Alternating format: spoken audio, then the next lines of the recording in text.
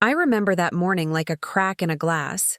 Something small, almost invisible, but once it appears, nothing ever looks the same again. It was my 37th birthday, and the house already felt foreign, like I'd woken up in someone else's life. The smell of bacon and burnt toast came from the kitchen, laughter echoed down the hall, and yet not one of those sounds belonged to me. My husband Mark had promised a family celebration. He said it would be intimate, warm, filled with love. What he didn't mention was that the guest list wasn't about me at all. It was about them. His father, his mother, his brothers, and their wives, the same people who had never stopped reminding me that I didn't belong.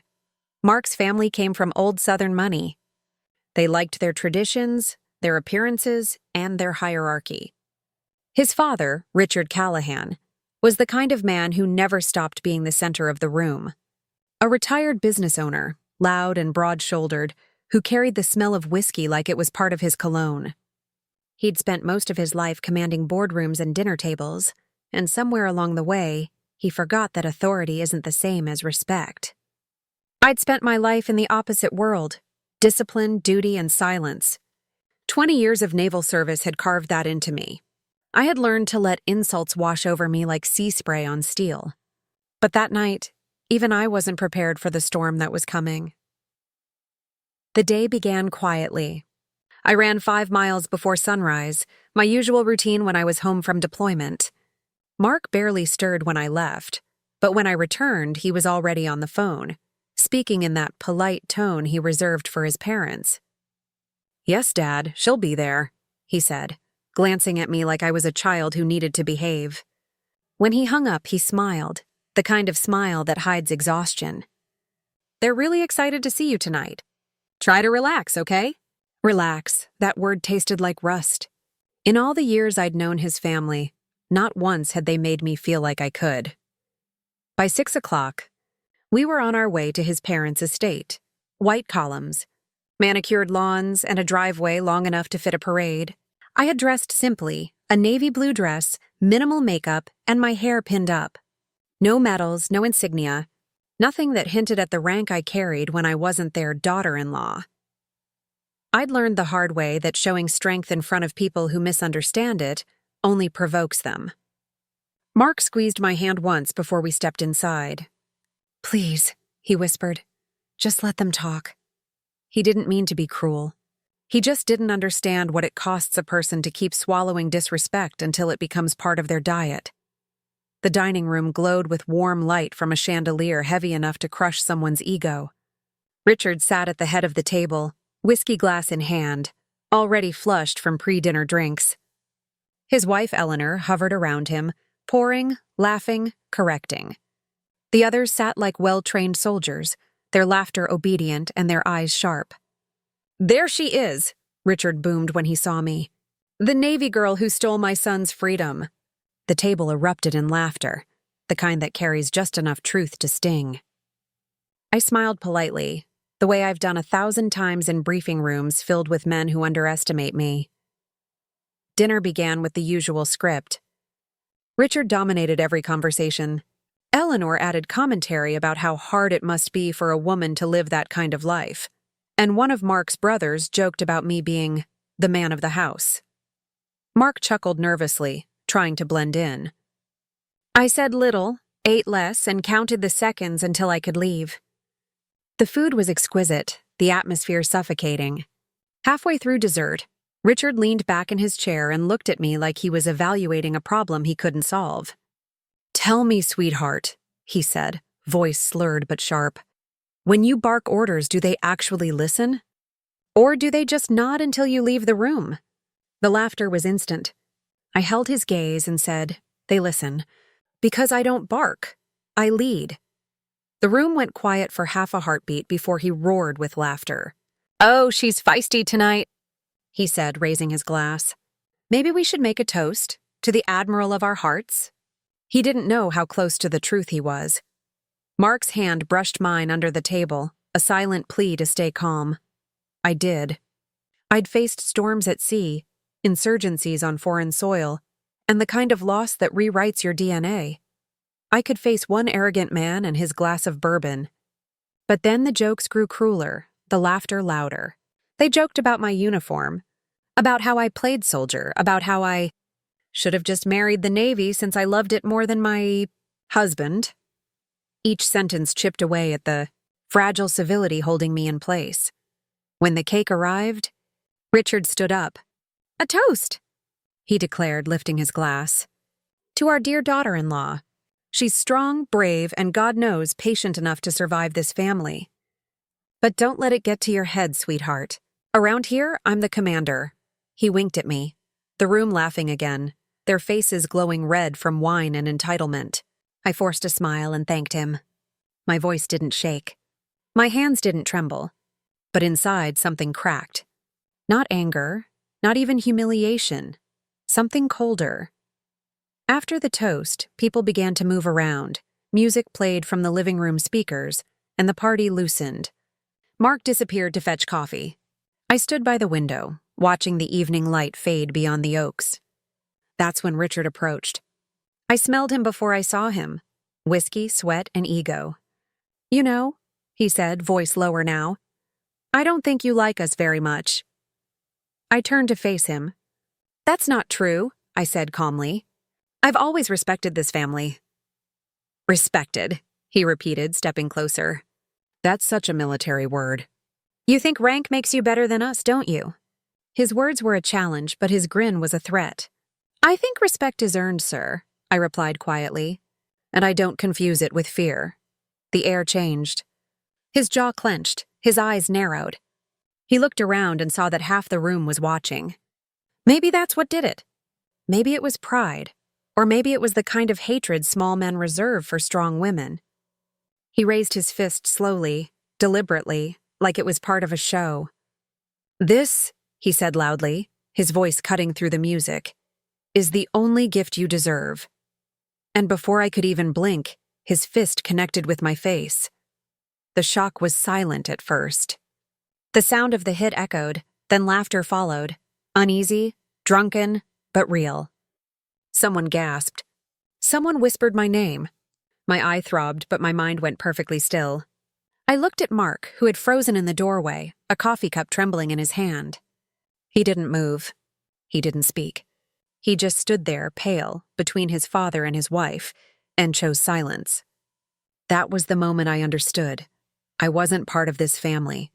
I was their entertainment, their scapegoat, their living proof that no matter how far I'd risen, they still thought they could make me small. I didn't cry. I didn't shout.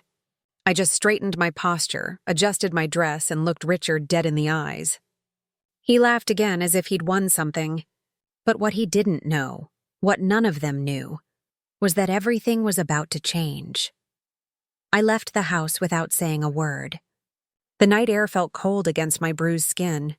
My heels clicked against the marble floor, steady, deliberate like a drumbeat before war. Behind me, voices whispered, confused, some mocking, some nervous. Mark didn't follow, not yet. I walked out to the driveway, started the car, and sat there for a long moment with my hands on the wheel, watching the lights from their windows shimmer like false stars. My reflection in the windshield was unfamiliar, half woman, half soldier, entirely awake. I knew I couldn't let this slide. Not because of pride, because of principle. There are lines you don't cross, and when someone crosses them, silence becomes complicity. That night, as I drove away, I wasn't thinking about revenge. I was thinking about justice, about truth, about the oath I'd taken to protect and defend. Sometimes that means your country. Sometimes it means yourself. When I got home, I went straight to the bathroom mirror. The bruise was already blooming under my eye, dark and proud. I touched it gently, then turned on the light. The reflection looking back at me wasn't broken. It was calm, focused, ready. I opened the closet, pulled out the uniform I hadn't worn since returning from deployment. A crisp white jacket with gold trim, the rank insignia gleaming under the soft light. I ran my fingers over the ribbons, the medals, the service pin that marked 20 years of command. The uniform still smelled faintly of sea salt and starch. That was when I made the decision that would change everything. Tomorrow, I would not be Mark's wife, or Richard's daughter-in-law, or the quiet woman they mocked at dinner. I would be who I truly was. The Admiral. The officer. The woman who had endured more storms than their entire bloodline could imagine. And the next time Richard Callahan saw me, he wouldn't be laughing. Outside, the night was silent, except for the faint hum of distant traffic. I sat on the edge of the bed, my phone buzzing with unread messages from Mark. Apologies, excuses, pleas to just let it go. I didn't reply. I placed the phone face down on the nightstand, stood up and whispered the words I hadn't said aloud in years. Permission to engage. It wasn't anger that filled me. It was clarity. The kind that comes right before you reclaim your voice, your power, and your dignity. This wasn't over. It had only just begun. The next morning came with the quiet hum of inevitability. I didn't wake up to flowers or messages of love, only the soft buzz of my phone vibrating on the nightstand. Dozens of unread texts from Mark, most of them short and frantic. Please call me. It wasn't what it looked like. He'd been drinking. Don't go to the police. I scrolled through each one, my eye still tender, the swelling turning shades of violet and gray. It wasn't the bruise that hurt. It was the silence that followed the punch. The way everyone had frozen, then laughed. The way Mark had chosen his father's pride over my pain. The house felt too clean, too empty. The framed photos on the mantel seemed like props in a life that no longer belonged to me. Mark and I smiling in uniform at our wedding, his parents standing behind us with polite approval. Everything in those images had been an illusion. Order, harmony, family. I stood there staring at my reflection in the glass, my face half covered by that dark mark, and thought about how quickly respect can evaporate in the presence of cowardice. I brewed coffee, strong and bitter, the kind I'd learned to drink on deployment when sleep was a luxury. The caffeine didn't wake me. It only clarified the edges of my thoughts. I wasn't angry, not in the way people imagine rage. I was calculating, methodical. In the Navy, we are trained to assess damage before reacting, to see the whole map before moving a single piece. Richard Callahan had crossed a line not just as a man, but as a citizen. What he did wasn't a family dispute. It was assault. And I knew exactly how to treat it. Still, there was protocol. And part of me, the part still clinging to the remnants of my marriage, wanted to give Mark one chance to face the truth. I picked up the phone and dialed his number. He answered on the first ring. His voice was small, shaky. "Anna," he said. "Thank God you called." "I've been going crazy." "I bet you have," I said flatly. Silence. Then, "It was an accident," he whispered. "He didn't mean to hit you like that." "You provoked him." I cut him off. "You were there, Mark. You saw what happened." He exhaled, long and broken. "He's my father. He's 80 years old. Do you really want to ruin his life over this?" I didn't respond right away. My gaze drifted to the medals in my office, rows of gold and silver testaments to years of restraint, leadership, and duty. "No, Mark," I said finally, my voice even. "He ruined his own life the moment he decided to hit me. The rest is just consequence." He started to speak again, but I ended the call before he could find another excuse. I spent the rest of the morning documenting everything. The bruise, the swelling, the witnesses who had laughed instead of intervening. I called the restaurant to request a copy of the security footage. The manager, a young man named Luis, sounded nervous but helpful. "Yes, ma'am. We do have cameras in the main dining area," he said. "And I think they captured what happened." His voice dropped lower. "Everyone saw it, ma'am. I'm so sorry." I thanked him and asked for a copy to be prepared under my name. He didn't need to know that I outranked every officer in the nearest naval base. By noon, I had already sent an official report to NCIS, Navy Criminal Investigative Service, under the category of off-duty assault with aggravating circumstances. The process would trigger two things: a coordination with local law enforcement and an internal review, since I was an active service member.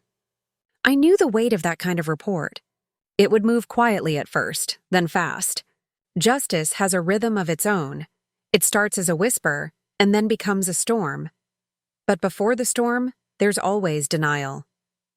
At 2 p.m., I heard a knock on the door. I opened it to find Eleanor Callahan standing on my porch, her pearls perfectly arranged, her face tight with practiced grief. "Anna," she said, her voice soft as fabric, "please. We need to talk. I didn't invite her in. You should go home, Eleanor," I said. "You're not going to like what's coming." She clasped her hands, trembling just enough to look sincere. "He's sorry." He was drunk. "He's not well, you know that? His heart, his blood pressure. He didn't mean it." "He hit me in front of everyone," I said. "He meant it." She swallowed, her composure faltering for the first time. "You're going to destroy this family." "No," I replied. "He already did. I'm just filing the paperwork." Her eyes hardened. "You think your uniform gives you the right to humiliate us?" I smiled faintly. "No, Mrs. Callahan. His actions will do that for me." She turned without another word, heels clicking against the driveway. I watched her get into her car and drive away, her posture stiff, her pride wounded. For people like the Callahans, reputation was everything, and soon their precious reputation would bear a bruise of its own. That evening, I sat at my desk reviewing the security footage Luis had emailed. I expected to feel something, rage, sorrow, vindication, but instead, I felt nothing. Watching myself stand there, motionless, as Richard's hand came up and struck me, I realized how calm I had been in that moment. There was no flinching, no retreat, just a stillness that came from years of facing worse. I'd been called names by insurgents, cornered by storms in open waters, and buried friends at sea. But this was personal. This was betrayal wrapped in laughter. The footage was clear. The angle showed Richard's face twisted in contempt, my body recoiling, and the stunned expressions around the table. I paused the video, took a deep breath, and saved a copy to an external drive. Evidence, proof, the truth that couldn't be twisted by their charm or their lies. Later, I received another message from Mark. "Dad's willing to apologize if you just agree not to press charges." I stared at the screen for a long time. It wasn't an apology. It was a negotiation. A transaction to restore the illusion of peace. I typed a single response. "Tell him I don't negotiate with criminals." Then I turned off my phone. That night, sleep came slowly. My face ached, but my mind was sharp. I lay in bed replaying the dinner scene, frame by frame, until it lost its power to sting. What haunted me most wasn't the hit, it was the laughter. That sound had followed me into my dreams, echoing in slow motion, mocking and hollow. It was the sound of people who believed they'd gotten away with something. The following morning, I put on my uniform. Not the dress whites yet, that would come later, but the simple khaki of active service. When I looked in the mirror, I saw none of the vulnerability from the night before. I saw an officer preparing for duty. I made a call to the local sheriff's department, confirming that a warrant was in process pending review of evidence. The deputy's voice trembled when he realized who I was. "Yes, ma'am. Admiral Callahan. We'll keep you informed." The hours that followed moved like clockwork. The Navy's Judge Advocate General's office confirmed the complaint had been logged. The restaurant manager provided a written witness statement. By the time the sun dipped below the horizon, I had built an unbreakable wall of documentation. In war, we call it fortification. In life, it's just self-respect. Mark came home late that night. I heard his keys in the door, the hesitant shuffle of guilt. He didn't speak at first, just stood there watching me pack a small duffel bag. "Where are you going?" he asked. "Temporary lodging," I said. The Navy prefers not to mix active investigations with domestic environments. His face crumpled. "You're really doing this?" "I'm following procedure." He sat down, rubbing his face. "You're turning my father into a criminal." "He did that himself," I said quietly. "Anna, please," he whispered. "You know how he gets. You could have just walked away." I looked at him, really looked. "I did, Mark, but walking away doesn't mean staying silent." He didn't understand. Maybe he never would. The truth is, men like Richard raise sons who confuse peace with submission. But I had learned a different doctrine.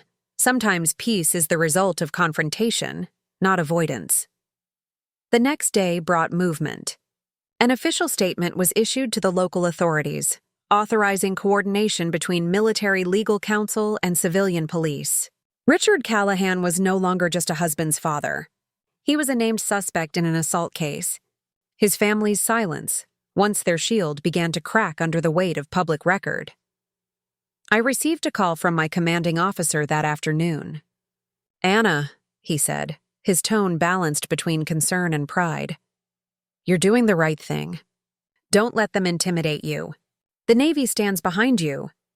Hearing that made something inside me shift, a reminder that I wasn't alone, not really. My family wasn't built by bloodlines and dinners.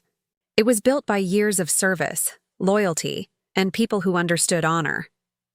By evening, news had started to circulate in whispers. The Callahans had been seen arguing outside the courthouse. Mark had shown up at my temporary lodging twice, leaving notes on my car windshield that I didn't read. And yet, even amid the chaos, I felt calm, because I knew something no one else did. The moment Richard struck me, the balance of power changed forever. What he thought was dominance had become evidence. What they thought was laughter had become confession. And what they saw as weakness had become the foundation of a reckoning they couldn't stop. That night, I finally took the white uniform out of its garment bag. I laid it across the bed, smoothing the fabric with steady hands. The gold rank insignia gleamed against the pale cotton, catching the lamplight like fire. Tomorrow, the world would know what I had kept hidden, not out of shame, but out of humility. Tomorrow, they would understand who I truly was. The bruise had already started to fade, but I left it uncovered. It was proof, not of pain, but of survival. When I looked in the mirror, I didn't see a victim. I saw an admiral preparing for engagement. And as I pinned my insignia to the collar, I whispered, "You thought it was a gift, Richard." But it was a trigger. Outside, the city slept. Inside, I began to write my statement for the record.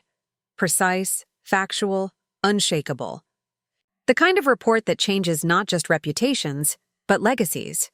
Because when you've spent your life defending your country, you learn one undeniable truth. Justice doesn't always come in battlefields. Sometimes it comes in dining rooms.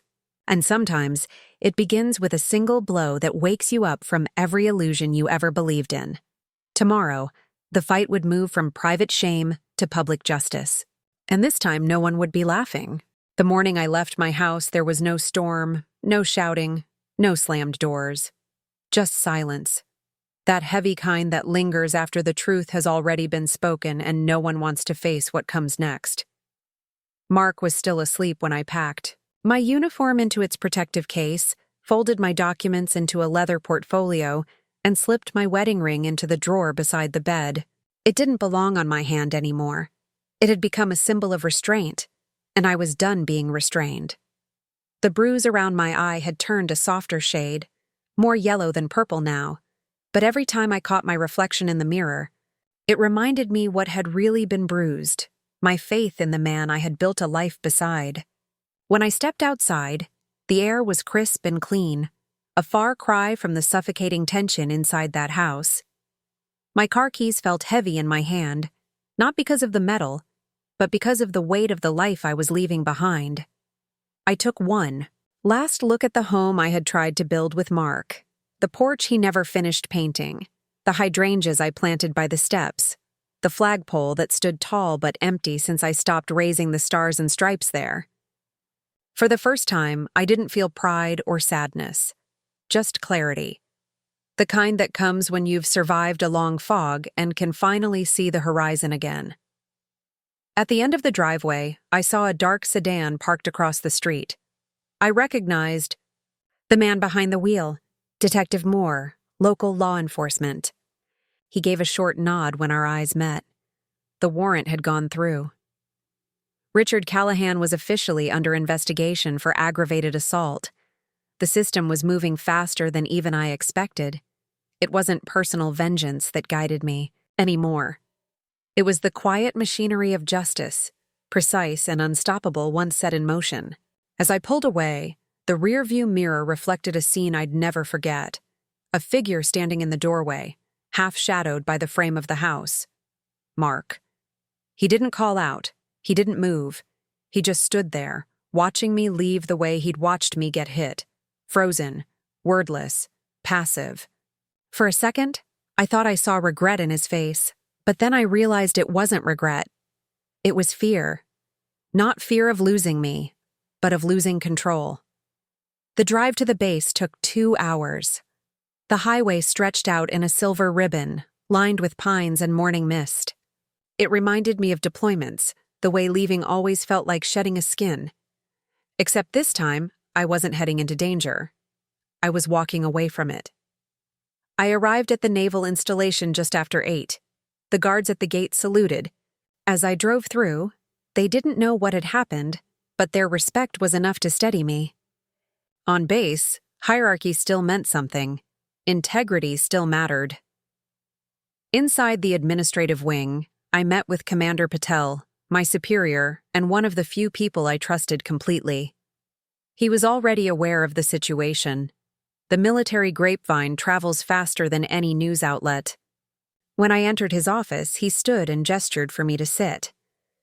"Admiral," he said, his voice low but firm, "you did the right thing, but I know this isn't easy." "It's not supposed to be," I replied. "Doing what's right never is." He nodded and slid a folder across the desk. "The civilian authorities have requested your presence this afternoon for formal testimony. They'll take your statement. The footage has already been verified." "The restaurant manager cooperated?" I asked. "Fully," he said. "And you might want to know something." He hesitated, then added, "2 of the waiters came forward as witnesses. They said they saw everything. They described how your father-in-law hit you, and how the others laughed. One of them was recording a video for social media at the time. You're in the background." I didn't move for a moment. "He caught it on video?" "Yes," Patel said. "And it's been circulating quietly. We managed to have it taken down for privacy reasons. But it's out there. The internet doesn't forget." I closed my eyes, exhaled slowly. I didn't want spectacle. I wanted justice. But in this era, one often became the other. "Thank you," I said. "Keep it contained for now." Patel gave a small nod. "Understood." After the meeting, I walked across the base toward the shoreline. The ocean stretched wide and calm, the same one that had always grounded me. Its rhythm was steady, certain, something human chaos could never touch. I stood there for a long time, feeling the wind push against my uniform, remembering deployments when I'd longed for the ordinary peace of home. It was bitterly ironic. Now that I had it, home had turned into the battlefield. By midday, I was sitting in the county courthouse, flanked by 2 Navy legal officers. The investigator, a woman named Harper, asked clear, precise questions. I answered every one of them without hesitation. When she played the restaurant footage, the room went silent. Even the clicking of her pen stopped. On the screen, Richard's hand came up, the laughter followed, and my face turned aside in slow motion. I watched it like it was someone else, detached, clinical. When it ended, Harper said softly, "That's more than enough." The formal complaint was filed within the hour. Assault in the presence of witnesses, public setting, recorded evidence. It wasn't just a slap anymore. It was a case. As I walked out of the courthouse, the afternoon light felt brighter, almost too sharp for my eyes. Across the street, I noticed the same dark sedan from earlier. Moore stepped out, adjusted his badge, and approached. "Ma'am," he said, nodding. "Warrant's been served. Mr. Callahan is in custody." It was strange how ordinary those words sounded, as if they belonged to any other day, any other arrest. But this wasn't ordinary. This was the moment the ground shifted beneath decades of entitlement. I didn't feel triumph, only inevitability. That night, I stayed in a small apartment near the base. Temporary housing, simple, quiet. I made tea and opened my laptop to find several missed calls and one voicemail from Eleanor. I didn't listen. Instead, I checked my email. There was a message from an unknown address with the subject line, "For what it's worth, I'm sorry." The body contained only one sentence. I didn't laugh. I just froze. No signature. But I recognized the wording. The waiter, Luis, the one who had sent me the footage. I replied with a short note of gratitude and assurance that his statement would remain confidential. There are people who do small, brave things that ripple far beyond what they imagine. That night, I thought about him, about everyone who had witnessed that moment and done nothing. Fear silences more people than cruelty ever could. Over the next few days, the situation escalated in the way storms do. Quietly at first, then all at once. The Callahan's lawyer reached out, requesting mediation. An unfortunate misunderstanding, he called it, a family matter blown out of proportion. I declined. There are no misunderstandings when a fist meets flesh. Mark tried again too. He showed up outside the base gates, waiting by his car like a lost child. I saw him from a distance but didn't stop. He called out once, "Anna, please." But I kept walking. Every step away from him felt like a return to myself. By the end of the week, the news broke. Local outlets picked up the story. Decorated naval officer assaulted by prominent businessman at family event. My name wasn't mentioned yet, but it didn't take long for people to connect the dots. Reporters began calling the Navy's public affairs office, hungry for details. They got nothing. Confidentiality protocols held firm, but the silence only fueled curiosity.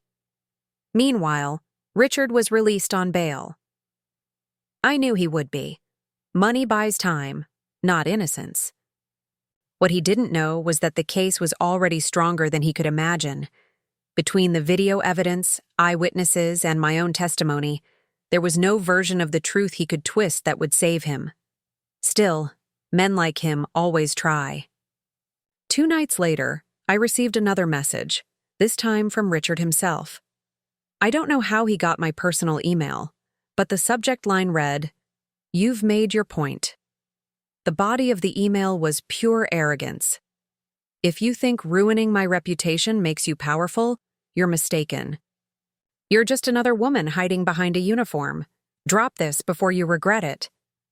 I stared at the screen for a long time, then hit forward and sent it directly to my lawyer. Harassment. Threat by communication. Another nail in his coffin. The following morning, I was called back to the base for a routine briefing, but when I entered the command office, Patel handed me a sealed envelope instead. "It's from higher up," he said, "the Chief of Naval Personnel." Inside was a letter commending me for exemplary conduct under public scrutiny and authorizing continued leave with full pay, pending personal legal resolution. It was official acknowledgement, subtle but powerful. I wasn't just surviving this. I was being recognized for handling it with integrity. That night, I slept better than I had in weeks. The sea wind whispered against the window, the scent of salt and rain drifting in. I dreamed of calm waters, of command decks and sunrise briefings, of a life where my authority wasn't questioned or diminished by someone else's insecurity. When I woke, it was still dark, and for the first time since the assault, I felt peace. Not victory, just peace. Later that day, I drove back to the courthouse to sign a few additional documents. As I exited the building, a reporter managed to snap a photo. Me in uniform, my bruise still faintly visible beneath the corner of my sunglasses. The next morning, that image was on the front page of the local paper. No names, no sensationalism, just a headline that read, "Strength in Silence." I didn't plan the photo. I didn't need to. Truth has a way of revealing itself when you stop trying to control the story. The Callahans' silence grew louder in the days that followed. Their neighbors stopped visiting. their social circles pulled away. Invitations dried up. The same people who once admired their wealth now whispered about their disgrace. I didn't rejoice in it. I just observed. The world has its own balance, and sometimes all you have to do is step aside and let it tilt. It was late one evening, almost 2 weeks after the dinner, when I received one last message from Mark. It was short, desperate. "I can't fix this. I never meant for it to go this far." I didn't reply. I closed my laptop, turned off the light, and sat in the dark listening to the soft hum of the ocean. Some men confuse silence for surrender. They never realize silence is often just preparation, because this was only the beginning. The world had seen the blow, the footage, the consequences. But they hadn't yet seen who I truly was. Not the wife, not the victim, but the Admiral. And the next time I stepped into a courtroom or a room full of cameras, I would do so not to defend myself, but to define the narrative. The eyes that once laughed were now watching. The same bystanders who said nothing were now witnesses. The story they thought would humiliate me had turned into a lesson written in headlines and legal briefs. Justice, I realized, isn't loud. It's quiet, relentless, and it moves in straight lines once you stop apologizing for your strength. When I finally closed my eyes that night, I whispered a single sentence to the darkness, a promise, not a prayer. They will never silence me again. The first time I put the uniform back on after the assault, the room itself seemed to change temperature. There's something about the sound of brass buttons snapping into place, the slide of crisp white fabric against skin that has endured bruises, that makes the air shift. It isn't vanity, it's reclamation. The mirror reflected what I had been before the Callahans, before the dinner, before the laughter. A woman who'd earned every inch of that uniform. A woman who commanded fleets, mediated crises, and wrote orders that saved lives. But that morning, it wasn't just the Navy's authority I carried. It was my own. The whites felt heavier than I remembered, maybe because of everything that had happened. I adjusted the collar, pinned the ribbons exactly as regulation demanded, and took one last look in the mirror before leaving the apartment. The bruise had faded into a yellow shadow under my right eye, like the last stain of a storm on a calm horizon. The irony wasn't lost on me. The very uniform I'd hidden from my husband's family to make them comfortable would now become the thing they feared most. I drove to the base with the window cracked just enough to let the salt wind in. The guard at the gate didn't just salute, he stood taller. Recognition spread like quiet electricity through the security post, and for the first time in weeks, I didn't feel like I was surviving something. I was commanding it. Inside the operations building, officers turned their heads as I walked past. Not with pity, not with curiosity. With respect. They knew. News travels fast in military circles, and while no one had said a word publicly, every look I received told me the same thing. They had my back. I met with Commander Patel again that morning. He was standing by the large window in his office, sunlight pooling around him. "Admiral Callahan," he said formally. "The hearing has been scheduled." His tone was calm, measured, but his eyes carried something deeper, quiet pride. Civilian or joint? I asked. "Both," he replied. "The county court has the assault hearing next month. The Navy's board will observe as part of your personal conduct review, but it's purely procedural. No disciplinary action will come against you. In fact," he opened a folder and slid a document across the desk. "The Secretary's office requested a statement of commendation for professionalism under duress." I stared at the paper, not out of surprise, but at the sheer irony of it. Professionalism under duress.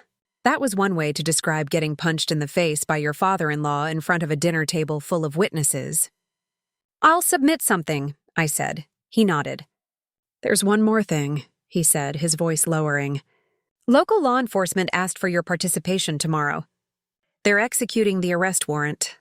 They think it'll be better, cleaner, if you're there when it happens." To identify him formally, my pulse didn't quicken. My breathing didn't change. I simply nodded once. "Then I'll be there." After the meeting, I spent the afternoon in the base archives, reviewing correspondence and taking care of routine reports. It was a strange comfort, the normalcy of it all. Documents, orders, logistics, the hum of printers and the smell of coffee. The world inside the base still made sense. There were rules, structure, accountability. Outside, in the Callahan's world, rules were just illusions people obeyed until they became inconvenient. By evening, I drove home to the apartment and laid my uniform carefully across the chair. The city was quiet, the ocean wind carrying the faint sound of gulls. I poured a glass of water, sat by the window, and opened the letter I'd ignored the night before. It was from Eleanor. The handwriting was elegant, controlled, the same kind of control that masks guilt. Anna, please don't do this. You've already humiliated him enough. You know how small towns talk.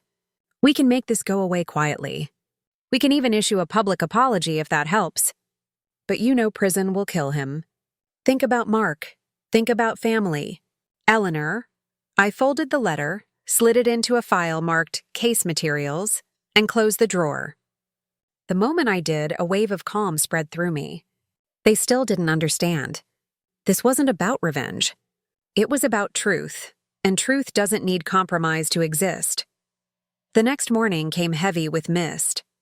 I was up before dawn, standing at attention before the mirror one last time. When I stepped outside, the streets were empty, the kind of stillness only found before big moments. My phone buzzed. A message from Detective Moore. Meeting point confirmed. Officers on site. We'll proceed when you arrive. The Callahan estate looked exactly as it had that night. Pristine, arrogant, untouched by consequence. But this time, the air around it was different. 2 squad cars sat discreetly at the end of the long driveway. I parked near the curb, stepped out, and straightened my jacket. The officers turned as I approached, eyes widening slightly at the sight of my rank. "Admiral," one of them said, standing a little straighter. "We didn't realize—" "It's all right," I said. "Let's just do this by the book." Moore met me halfway down the path. "You're sure you want to be here for this?" he asked. "Yes," I said simply. He saw me as less than human when he hit me. He should see exactly who he tried to humiliate. Inside, through the large bay windows, I could see movement. Richard sitting at the breakfast table. Newspaper open, Eleanor fussing with the coffee pot. It looked almost peaceful. Then Moore knocked on the door, firm and official. Richard looked up, annoyed, then confused as 2 uniformed officers stepped forward. I stood behind them, hands clasped behind my back. When the door opened, he blinked once, processing the scene. "What's this?" he barked. "Mr. Richard Callahan," Moore said, voice steady. "You are under arrest for aggravated assault." The room fell silent. Eleanor gasped, her hand flying to her mouth. Richard's face flushed red, confusion hardening into anger. "This is ridiculous. You can't arrest me in my own house." He started to rise, but then his eyes landed on me.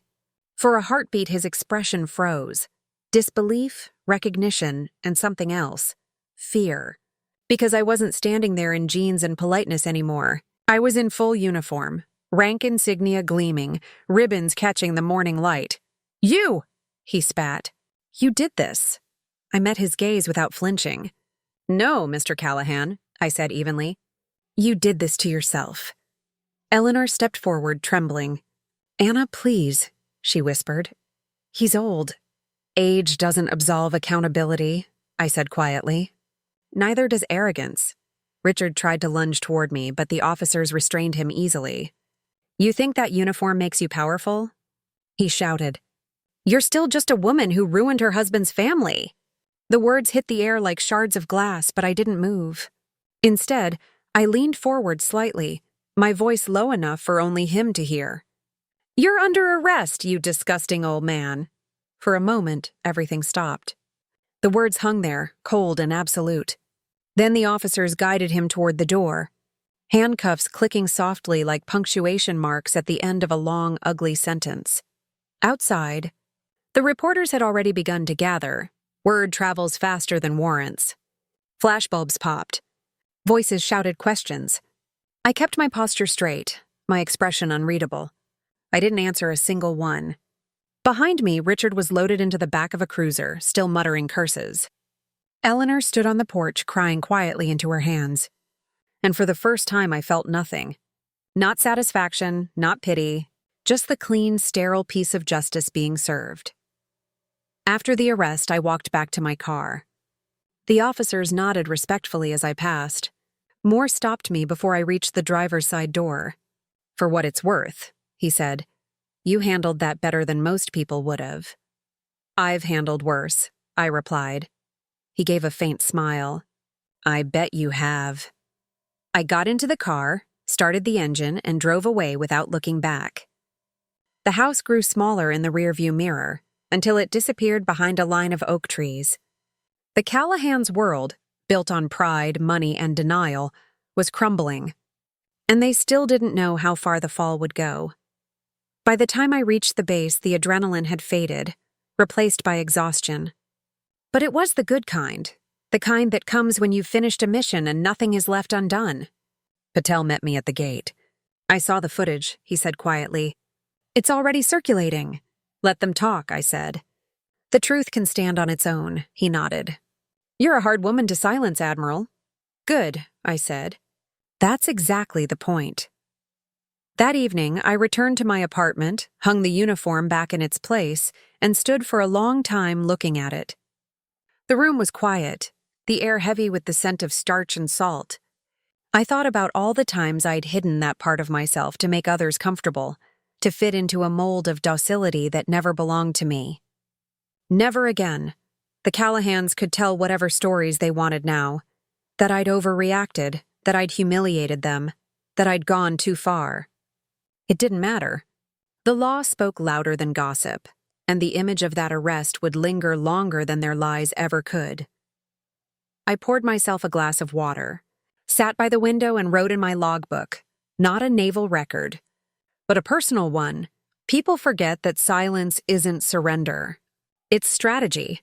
They mocked what they couldn't understand. Discipline, command, composure. But today they remembered.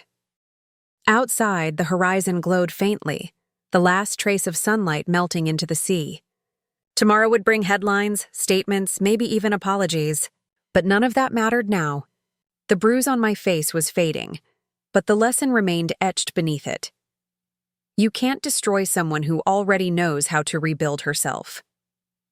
And in that quiet, between the hum of the city and the rhythm of the ocean, I whispered to myself what I had learned in the hardest way possible.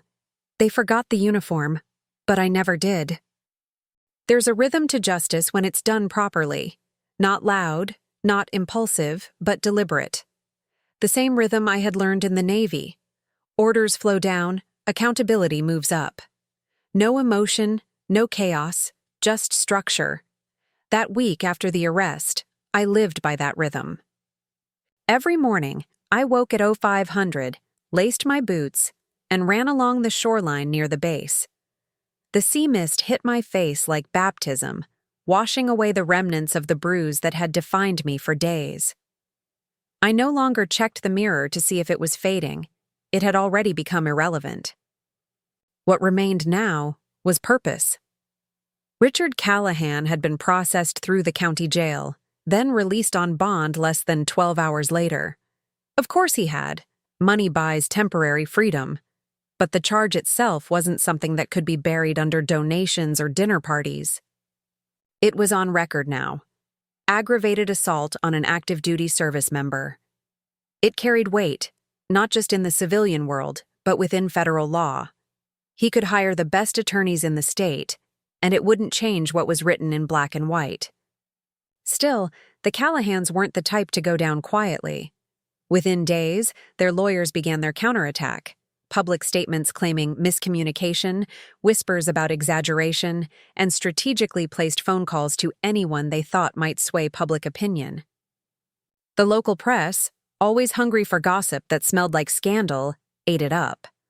One morning, I opened my laptop to see a headline on a small-town blog. Family feud or fabrication. Prominent businessman denies assault allegations. They didn't mention my name, but they didn't need to. The article included phrases like high-ranking female officer and domestic dispute gone too far. The comments section was worse, strangers speculating about my motives, suggesting that career women can't handle normal family life. I scrolled for maybe 10 seconds before closing the browser. I'd fought tougher battles than this. But even a decorated admiral bleeds a little when her honor is questioned. I reported the article to the Navy's Public Affairs Office, not because I wanted it taken down, but because protocol required documentation of all public references to ongoing cases involving active duty personnel. Commander Patel called me that afternoon. His voice carried the steady calm of a man who'd seen 100 storms like this. "You're not the first officer they've tried to discredit," he said. "You won't be the last. Let us handle the noise. You stay focused on the mission." The mission. It sounded almost strange now, that word. I wasn't coordinating naval operations or debriefing intelligence officers. I was navigating a personal war fought in courtrooms and headlines. But he was right. The process had its own chain of command. I filed my responses, updated my logs, and prepared for the preliminary hearing. 3 days later, I received a call from the county prosecutor's office. The assistant district attorney, a woman named Elaine Morris, wanted to meet. When I arrived, she stood to greet me with the kind of professionalism that made me instantly respect her. "Admiral Callahan," she said, shaking my hand. "I've reviewed the footage, the statements, and your report. I have to say, it's one of the cleanest cases I've seen in years." "Clean doesn't always mean easy," I said. She smiled slightly. "No, but it means clear." We spent the next hour reviewing evidence, the restaurant video, Luis's testimony, the witness statements from other patrons. Elaine was methodical, unflinching. She'd already anticipated the defense's likely strategies: claim intoxication, suggest provocation, paint the assault as a tap, or an accident in the context of a family misunderstanding. She'd seen it all before, but she also knew how to dismantle it. "They're going to lean heavily on public sympathy," she said. "Elderly man, long-standing community member, war veteran's father. They'll want to turn this into a moral debate instead of a legal one." I nodded. "Then we remind them that accountability doesn't retire with age." Her expression hardened. "Exactly." When the meeting ended, I stepped outside into the bright afternoon sun and stood for a long moment, letting the light hit my face. The courthouse steps beneath my boots felt steady, anchored. I'd spent decades saluting the flag, standing for something larger than myself. Now, for the first time, I was fighting not for a mission or a crew, but for the idea that discipline, truth, and justice weren't just words printed on government stationery. They were personal vows. Later that week, the Navy initiated its internal review, standard procedure whenever an active duty officer becomes publicly involved in legal matters. I sat before a panel of 3 senior officers in a plain gray conference room. They weren't there to judge me, only to document the sequence of events. The lead officer, Rear Admiral Torres, was an imposing man with kind eyes. He glanced at the file before him and said, "Admiral Callahan, you've served 20 years without a single infraction. You've commanded operations across 3 continents, received the Distinguished Service Medal, and been commended for humanitarian leadership. You have nothing to prove here." "I understand, sir," I replied, "but I believe what happens off-duty reflects who we are in uniform." "I won't ignore it." He nodded once. "That's why you're sitting on that side of the table and not the other." The review ended quickly. When I walked out, I saw something I hadn't expected: junior officers standing in the hallway, waiting to salute me. They didn't say anything, but their silence said enough. They'd heard the story, they'd seen the video. And for them, I wasn't just a superior officer. I was proof that dignity doesn't require permission. That evening, when I returned to my apartment, a new message was waiting in my inbox. This one wasn't from Eleanor or any of their lawyers. It was from a journalist, a woman named Rachel King from the Atlantic Chronicle. Her email was polite, but direct. Admiral Callahan, we understand you are at the center of a developing case involving allegations of domestic assault. I'd like to give you the opportunity to share your perspective before others define it for you. For a moment, I hesitated. I had no interest in publicity, but I also knew how stories like this could twist once they left the realm of fact. I drafted a response that was firm but respectful. The matter is ongoing and being handled through the appropriate legal channels. My only comment is this: violence, in any form, is never justified, and silence in the face of injustice serves only the aggressor. When her article published 2 days later, it was concise, factual, and fair. The headline read, "When Respect Meets Resistance, a Naval Officer's Fight for Accountability." It didn't sensationalize, didn't dramatize. It simply told the truth. And in the digital storm that followed, that truth began to drown out the noise. Meanwhile, the Callahans grew quieter. Their public statements ceased. Their lawyers' tone softened. I suspected someone had advised them that the more they fought, the deeper they sank. But silence doesn't erase guilt. It only delays its echo. One afternoon, as I reviewed correspondence at the base, my phone buzzed with a new message, an internal alert. Joint Ethics Committee requesting documentation. I opened it to find a memo stating that the Department of Defense would be monitoring the trial as a case study in gendered power dynamics within families of service members. I leaned back in my chair, letting that sink in. What began as a moment of humiliation was now transforming into something far greater, a precedent. A shift in how institutions recognize abuse when it wears the mask of family. That night, I met Patel for dinner at the Officers' Club. The air was thick with the scent of grilled steak and salt air. "You know," he said halfway through his drink, "I've served under a lot of leaders, but none who've handled something like this with your restraint. Most people would have cracked." "Restraint isn't weakness," I said quietly. "It's controlled strength." He smiled, spoken like a true admiral. After dinner, I walked alone back toward the docks. The water shimmered with the reflection of distant lights, steady and patient. I thought about the irony of command, how we're trained to lead others through war, yet no one prepares you for the private battles that unfold behind closed doors. Leadership doesn't vanish when the uniform comes off. It's who you are when no one's saluting. The next morning, I received an envelope delivered by hand. Inside was a letter, unsigned, written on stationery that smelled faintly of Eleanor's perfume. The handwriting wasn't hers, though. It was Mark's. "Anna, I don't know how to fix this. I'm not asking for forgiveness, just understanding. You've always been stronger than all of us combined. Maybe that's what scared him. Maybe that's why I didn't stop him. I was raised to obey him, not challenge him. And you've never obeyed anyone. I guess that's what I admired and resented at the same time. If you can't forgive me, I'll understand. But I need you to know, you were right to fight back."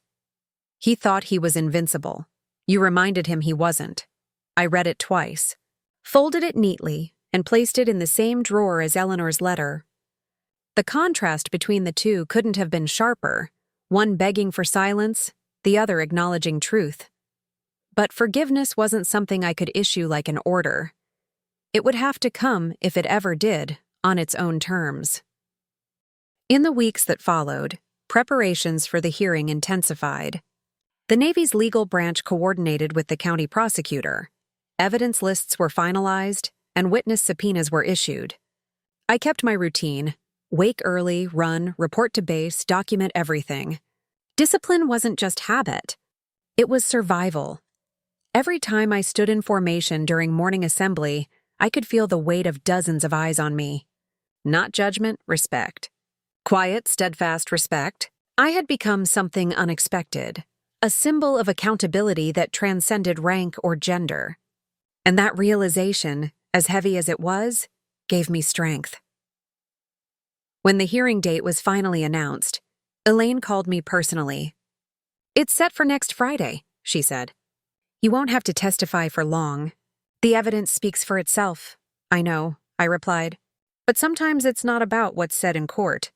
It's about who stands there to say it." She understood. That night, I returned home, stood once again before the mirror, and looked at the reflection that had evolved over these weeks. The bruise was gone now, completely.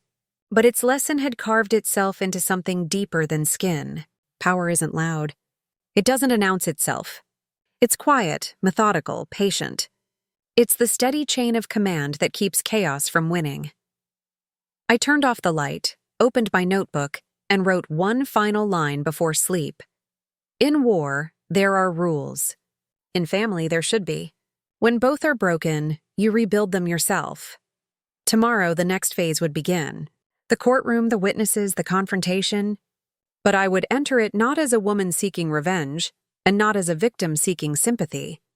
I would enter as what I had always been, an officer upholding her oath. And in that oath, there was no room for fear. The morning of the first hearing arrived cloaked in a thin, gray mist, the kind that softens everything except the truth. I woke before sunrise, as I always did, but this time my body felt heavier. Not from exhaustion, from anticipation. There's a weight that comes before justice, a quiet one that presses on the chest like the sea's pressure beneath the surface. You breathe through it or you drown. I brewed black coffee, stood by the kitchen window, and watched the horizon bleed into pale light. My uniform hung pressed and ready, but I didn't reach for it yet. Today, I would walk into court not just as an admiral, but as a woman confronting a wall of silence so thick it had smothered generations before me. When I arrived at the courthouse, the steps were already lined with people, reporters, locals, curious bystanders who came to watch what they called the Callahan affair. I walked past them quietly, flanked by 2 Navy legal officers. Flashbulbs went off, questions ricocheted through the air like shrapnel. "Admiral, do you feel vindicated? Was this personal or professional retaliation? Is it true your husband's family claims you provoked the assault?" I said nothing. Silence, used strategically, can be louder than any press statement. Inside, the air was cold, sanitized, sterile in that way public institutions often are. I sat in the front row beside Elaine Morris, the prosecutor, my posture straight, my expression calm. Across the aisle, Richard Callahan sat between his attorneys. He wore a navy blue suit, hands clasped on the table, his eyes fixed on the judge as though I didn't exist. His face had that same arrogant flush, the same puffed composure that had once dominated dinner tables. But beneath it, I saw it, the twitch of insecurity, the silent recognition that this time he wasn't the one in command. Eleanor sat behind him, pale and stiff, her fingers twisting a white handkerchief. Beside her, Mark. He looked smaller than I remembered, shoulders rounded, gaze lowered, trapped between loyalty and guilt. When his eyes met mine for a fraction of a second, I saw the same cowardice that had frozen him the night of the assault. He quickly looked away. His silence was no longer neutral. It was participation. The judge entered. Everyone stood. The hearing began. The prosecutor spoke first, her tone firm, composed. "Your Honor," she began, "this case is about accountability. It's about a man who believed his power, his age, and his reputation placed him above consequence. It's about a woman who has served this nation for 2 decades, who endured harassment, humiliation, and physical violence not in battle, but at her own family table." Her voice didn't tremble once. The defense followed with the predictability of arrogance. They painted Richard as a frail old man, a retired businessman who meant no harm. They said the strike was accidental, the product of intoxication and misunderstanding. They emphasized family tensions, cultural miscommunication, and overreaction. They didn't deny he hit me. They just tried to redefine what a hit was. When the video was played, the room shifted. No amount of rhetoric could reshape what everyone saw with their own eyes. The laughter. The raised fist. The impact. My stillness. The audible gasp that followed when his hand met my face. The defense tried to object, claiming context missing, but it was useless. The truth doesn't need context to exist. It simply does. When the playback ended, Richard sat motionless, staring straight ahead. I didn't look at him.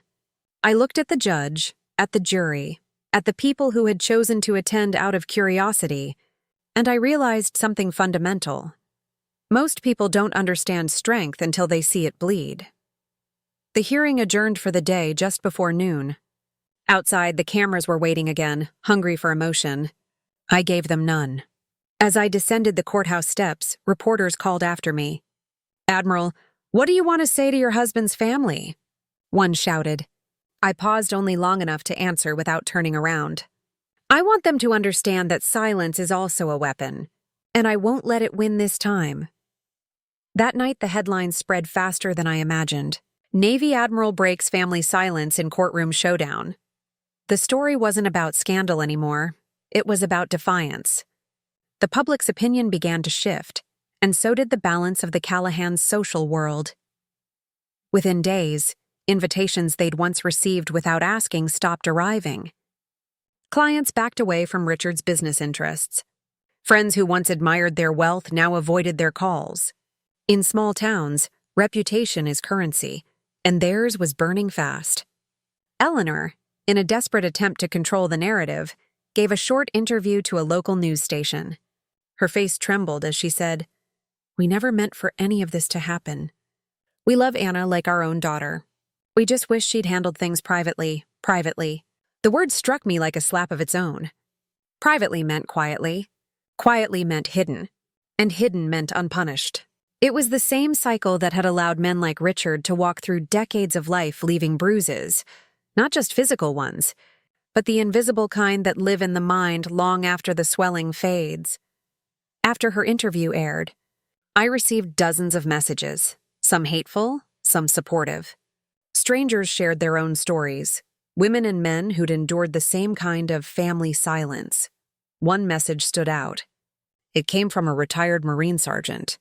"Ma'am," he wrote, "you don't know me, but I want to thank you. When people like us are silent about what happens at home, it tells the world that our strength only belongs to the battlefield. You proved it doesn't." I read that message 3 times before closing my laptop.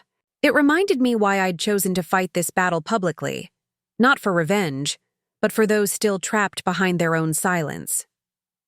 As the days passed, the Callahan's walls of denial began to crumble. Mark's coworkers found out, and word spread through his office. One evening he called. I almost didn't answer, but curiosity won. His voice was low, tired. "Anna," he said, "I can't keep doing this." "Doing what?" I asked, pretending. "Everyone looks at me like I'm part of what he did."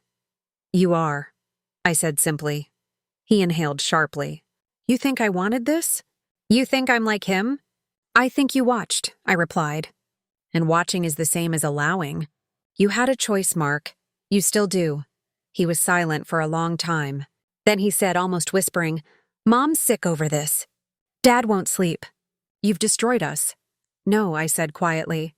"You destroyed yourselves when you decided silence was more comfortable than truth." Then I ended the call. That night, I sat by the window, the hum of the city beneath me, and realized something. I no longer needed their validation or their apology. I didn't even need them to understand. My power didn't depend on their remorse. It existed despite it. The second hearing came 2 weeks later.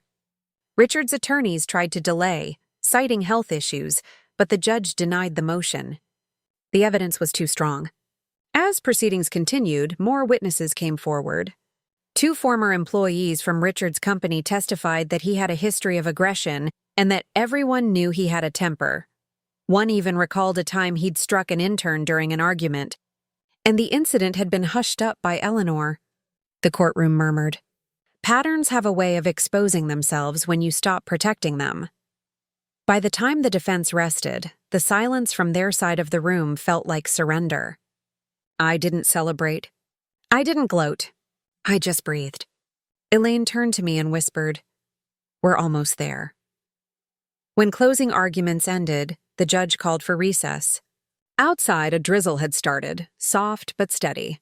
I walked to my car and leaned against it, letting the rain soak through my uniform hat.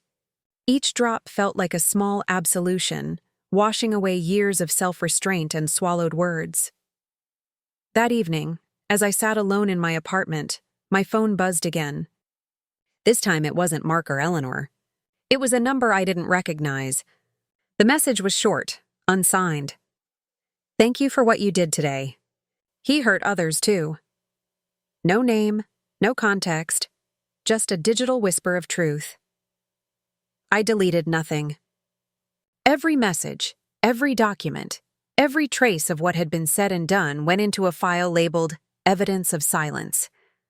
Because silence, I had learned, leaves fingerprints too. In the weeks that followed, something subtle began to happen. Where once I'd been met with stares of curiosity or pity on the base, now I was met with nods of acknowledgement, quiet salutes that carried more meaning than words. My colleagues didn't pity me. They respected me. Because I hadn't let the silence win. The Callahans, on the other hand, vanished from public life.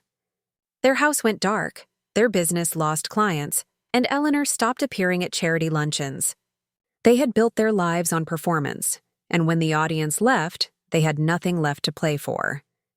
I sometimes wondered if they blamed me in private the way they used to gossip in public. But the truth is, I didn't care. Their silence no longer affected me. It only revealed them. One evening, I found myself standing on the pier at the edge of the base, the wind tugging at my hair, the sea stretching out like a mirror. I thought about the word family, what it's supposed to mean: protection, trust, belonging. But the word had been redefined for me now. Family wasn't the people who shared your name. It was the people who stood beside you when it would have been easier to turn away. I stayed there until the sun set, the sky bleeding into violet, and whispered the same promise I had made to myself on the night of the assault. No more silence. Ever again. When I turned to leave, I felt lighter. Not because the battle was over, but because I finally understood it. Justice doesn't always roar like thunder. Sometimes it whispers through the cracks of old systems, through the quiet steps of those who refuse to bow to tradition. The Callahan silence had once been my cage. Now it was their sentence. The chain of command had done its part. The law had moved as it should. And for the first time in months, I could breathe freely, not as someone waiting for validation, but as someone who had already reclaimed it. Tomorrow, the verdict would come. I didn't need to know which way it would go to understand that I had already won something far more permanent than a ruling. I had taken back my voice, and I had taught them what silence costs. And that, I thought as I walked away from the pier, was more than justice. It was peace earned the hard way, the only kind that lasts. The morning of the verdict began before sunrise. I had been awake most of the night, not from anxiety but from the strange calm that settles over soldiers before a final mission. There's a silence in that hour before daylight, when the world is still asleep but the mind is fully alert. I brewed coffee in the dim kitchen light, opened the window, and let the salt air cut through the stillness. Somewhere beyond the base, the courthouse waited, and so did the people who had once believed that silence could protect them. But before I stepped into that room, there was one last thing I needed to do. One last document to sign, one last order to issue. At exactly 0500, I logged into the secure Navy portal. The cursor blinked on the screen, waiting for the digital signature that would formalize my new status: temporary reassignment to administrative command, pending case closure. It wasn't mandatory, but I'd requested it. Not because I wanted distance from the case, but because I wanted clarity. There's an old saying among commanders: never go into battle with a distracted mind. And this, in its own way, was still a battle. The form was straightforward, a simple authorization line at the bottom. I signed my name, Admiral Anna Callahan, and beneath it, typed a single note in the remarks section. Personal integrity remains the highest form of service. The digital stamp appeared in blue, official and final. The moment it did, something inside me loosened. The chain of command had been honored. Procedure followed. Order maintained. The sun had begun to rise by the time I drove toward the courthouse. Light spilled across the water, glinting off the surface like scattered glass. For the first time in weeks, I felt the weight of uniform not as armor, but as affirmation.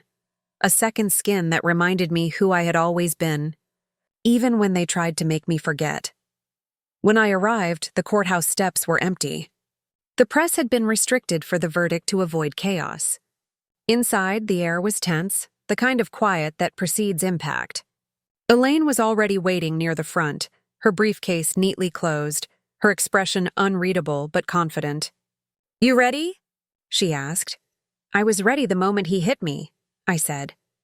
The defense sat in their usual place, polished suits, expressions tight. Richard looked older now, smaller somehow. The arrogance that once animated his every gesture had receded into something hollow. His hands shook slightly as he adjusted his tie. Eleanor sat beside him, eyes swollen, a tissue balled in one hand.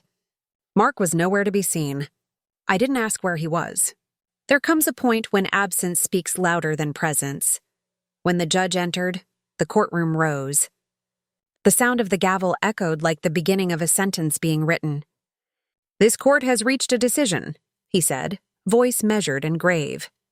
After review of all evidence, including video footage, witness testimony, and corroborating statements, it is the judgment of this court that the defendant, Richard Callahan, is guilty of aggravated assault. The words hung there for a moment. Not triumphant, not theatrical, just inevitable. The kind of truth that needs no embellishment. Eleanor's hand flew to her mouth, a soft sob escaping before she caught herself. Richard closed his eyes, jaw tightening. For the first time, he didn't speak. No denial, no attempt to charm the room. Just silence, the judge continued. Given the circumstances and the defendant's age, the sentence will be adjusted accordingly. The defendant is hereby ordered to serve a reduced term under supervised probation, with mandatory anger management counseling, restitution to the victim, and community service as determined by the state's Department of Corrections. It wasn't a prison sentence, not in the literal sense, but in many ways it was worse. Pride doesn't survive public accountability well. He would live the rest of his days under the shadow of the record, his name forever marked by the very act he tried to erase with laughter. As the courtroom began to stir, I remained still. Elaine leaned closer. "You did it," she whispered. I shook my head slightly. "No," I said. "The system did." When the session adjourned, I stood and turned to leave. Eleanor looked up as I passed. Her voice was barely audible. "Anna, please." "You've destroyed him." I paused, my back still to her. "No, Mrs. Callahan," I said. "He destroyed himself. I just stopped pretending not to see it. Then I walked out. Outside, the air felt different, lighter, cleaner. The morning sun had broken through the clouds, scattering light across the marble steps. The reporters had gathered again, their cameras ready, but this time I didn't hide behind silence. Not because I needed attention, but because silence had served its purpose. Now it was time for clarity. One of them shouted the question that everyone else was thinking. "Admiral Callahan, do you have any statement for the public?" I stopped halfway down the steps and faced them. "Yes," I said. My voice was even, controlled. For years, too many people have mistaken silence for grace, for forgiveness, for peace. But silence without accountability is just permission. And permission for abuse, in any form, in any setting, ends here. The cameras flashed, the questions followed, but I didn't answer more. I turned, walked to my car, and drove away. The drive back to the base was long and quiet. The radio stayed off, the hum of the tires against the road a steady metronome for my thoughts. When I reached the base entrance, the young corporal at the gate saluted, his eyes full of something I hadn't seen in weeks. Pride. Not the kind born from admiration, but the kind that comes from knowing that truth still matters somewhere. Back in my office, Patel was waiting. He stood when I entered, a faint smile tugging at the corner of his mouth. "It's official," he said. "The Navy has closed the internal review. You've been cleared completely." I exhaled slowly, feeling the final weight lift. "And the commendation?" I asked. He handed me a sealed envelope. "Approved this morning. Effective immediately." Inside was a letter from the Secretary of the Navy, simple and direct. For exemplary conduct, discipline, and adherence to core values under extraordinary personal and public pressure, Admiral Anna Callahan is hereby commended for upholding the highest traditions of naval service. I read it twice, folded it neatly, and placed it in my briefcase. For the first time in months, I smiled, not because I'd been recognized, but because I'd proven to myself that I hadn't been broken. That afternoon, I stood on the observation deck overlooking the harbor. Ships glided across the horizon, their movements precise, synchronized. Watching them, I thought of how order keeps the world from falling apart, how every command, every rule, every line of discipline is there to prevent chaos. And yet sometimes chaos must come first to remind us why order matters. The Callahan's world had collapsed quietly. The newspapers had moved on to other stories. The town gossip had turned its attention elsewhere, and their silence, once a weapon, had become a wall they couldn't escape. From what I heard, Richard had moved into a smaller home outside the city. Eleanor stopped attending her social circles, citing health issues. Mark filed for divorce shortly after the verdict. His message came in the form of a short, unsigned card left at the front desk of the base. "I don't expect you to forgive me, but I hope one day you'll believe that I finally understood." I didn't respond. Understanding, like forgiveness, was earned, not requested.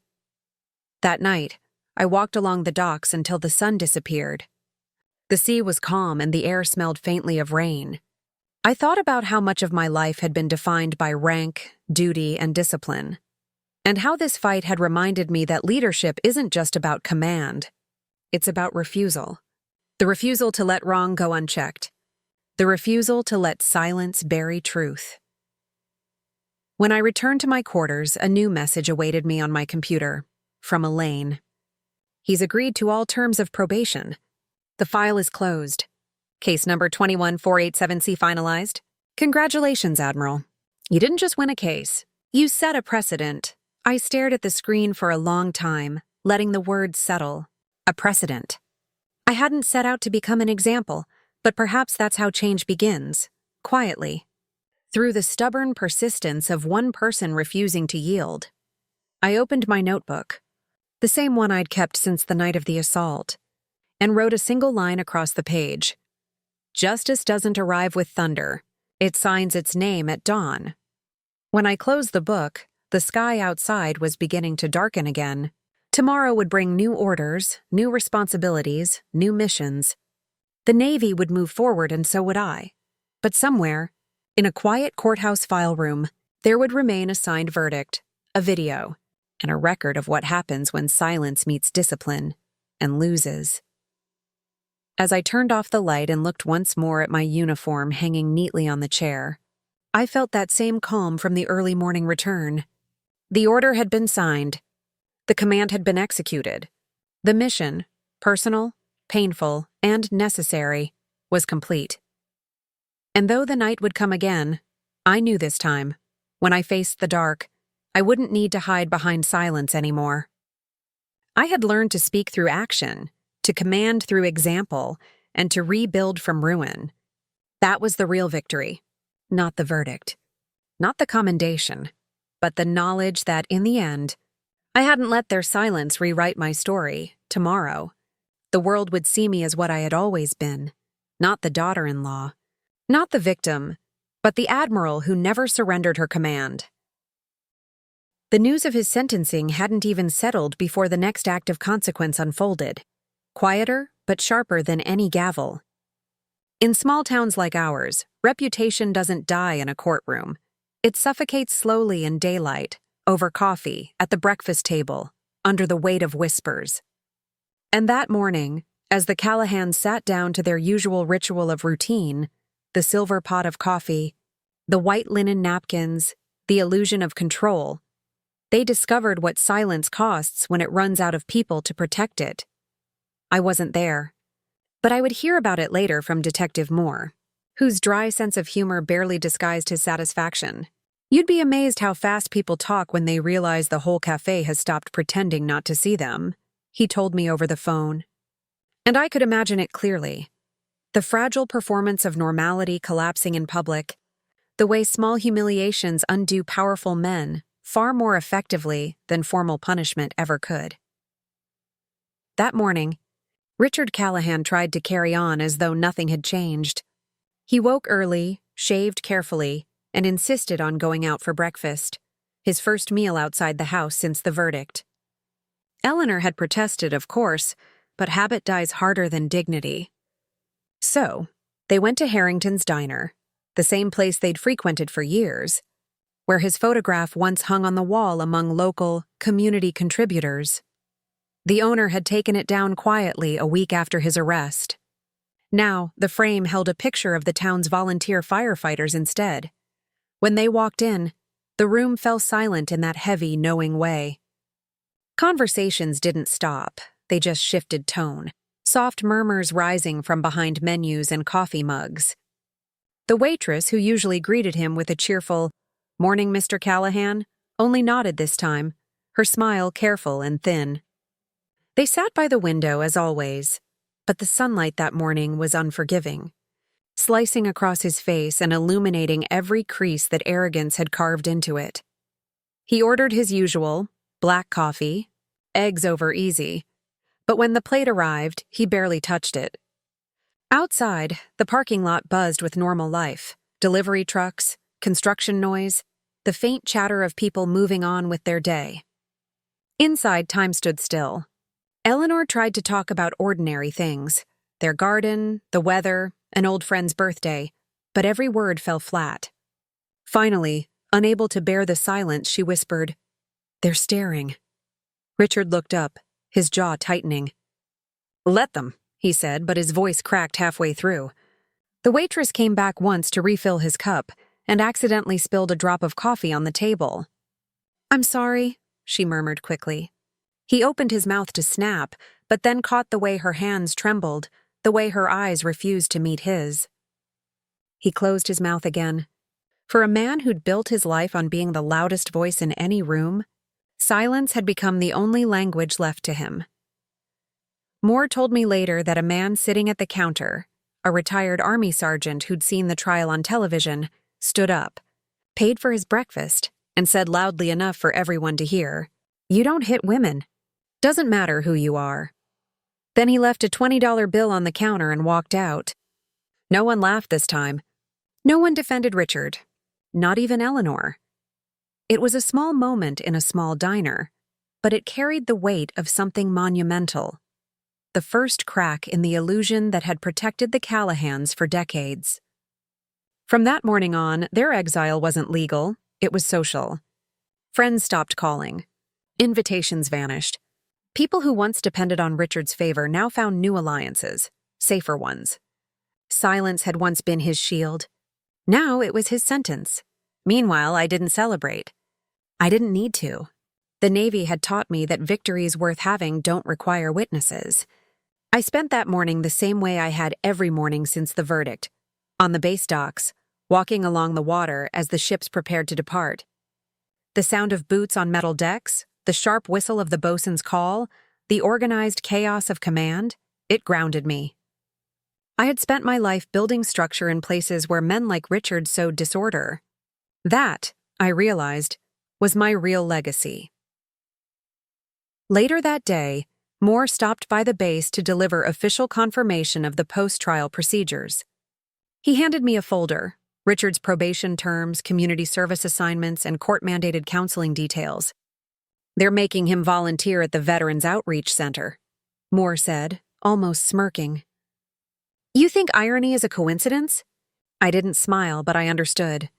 The same man who'd mocked my service would now spend every Tuesday folding flags, serving coffee to disabled vets, and sitting quietly while men and women in wheelchairs told their stories of courage and loss.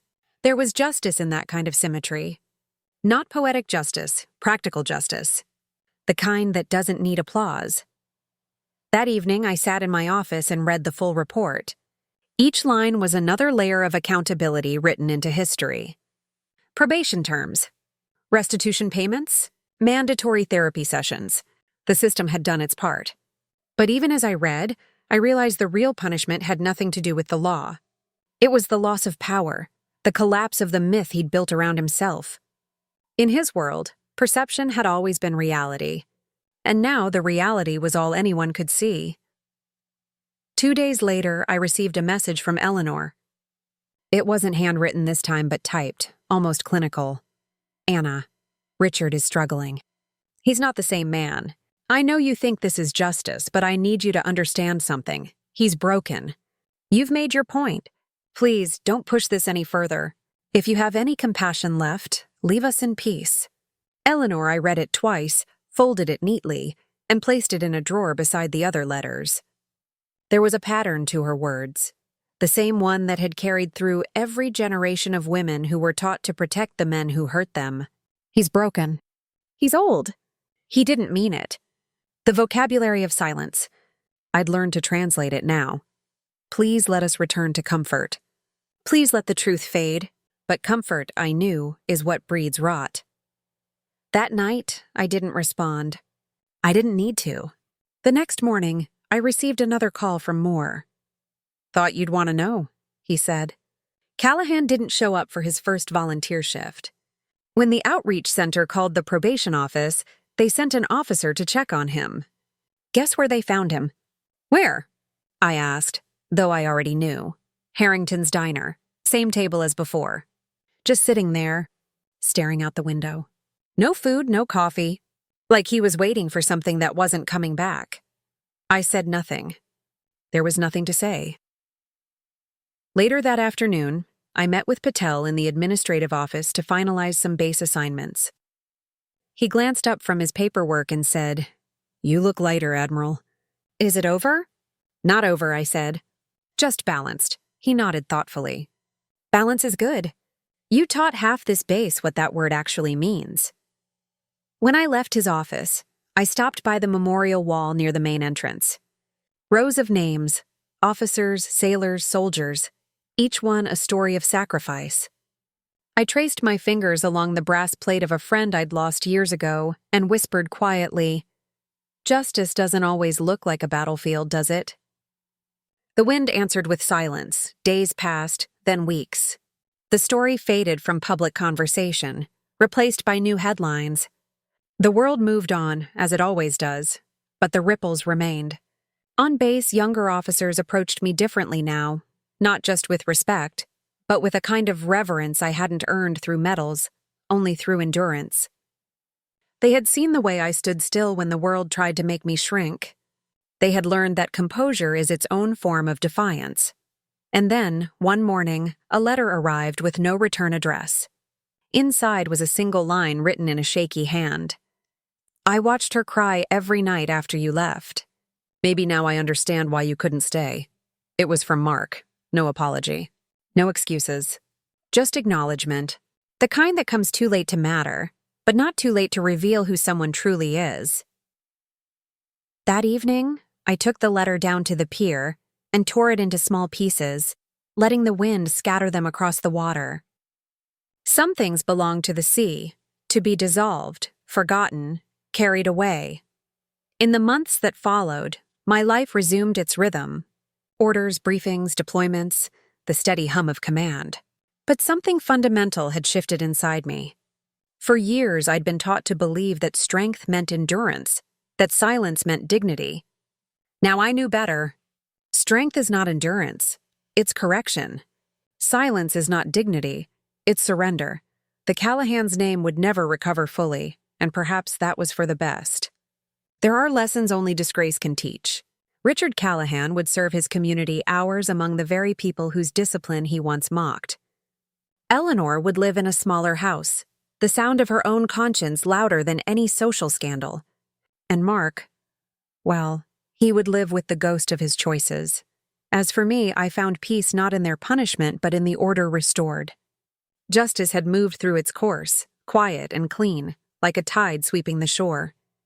No vengeance, no chaos, just balance. That night, I walked once more along the docks, the horizon wide and dark, the smell of salt thick in the air. The sea doesn't hold grudges. It remembers, but it forgives through motion. I realized I was doing the same. The wound had healed into something stronger than resentment, wisdom. When I reached my quarters, I wrote in my logbook again, the words coming easily this time. They arrested him at breakfast, but the real capture was the truth finally seen in daylight. Some men only learn accountability when the world stops pretending they're untouchable. And some women only learn freedom when they stop apologizing for demanding it. I closed the book, turned off the lamp, and let the quiet settle. Outside, the sea kept moving, steady, eternal, disciplined. And for the first time in a long time, I realized I was moving with it, not against it. The mission was complete, but the lesson remained. Order isn't imposed by power. It's restored by truth. And that, I decided, was the kind of command I would live by for the rest of my life. The first headline appeared 2 weeks later, quietly, almost without ceremony. I was in my office reviewing deployment schedules when Patel slid a folded newspaper onto my desk and said, "You might want to see this." He didn't smile, didn't comment, just walked out and left me with the weight of the page. Across the front of the Atlantic Register, in bold serif letters, were the words, "From silence to command, Admiral's case. Sparks national debate on family violence and integrity in uniform." I didn't move for a moment, just stared at the black ink and the smaller lines beneath it, the ones that carried more truth than any headline ever could. Her restraint became her weapon. Her dignity became her defense. They had written about me before, of course. Commendations, military features, the occasional profile on women in leadership. But this was different. This wasn't about my medals or missions. It was about my refusal. My refusal to let silence dictate the terms of my existence. The article was factual, thorough, surprisingly respectful. It didn't glorify, didn't dramatize.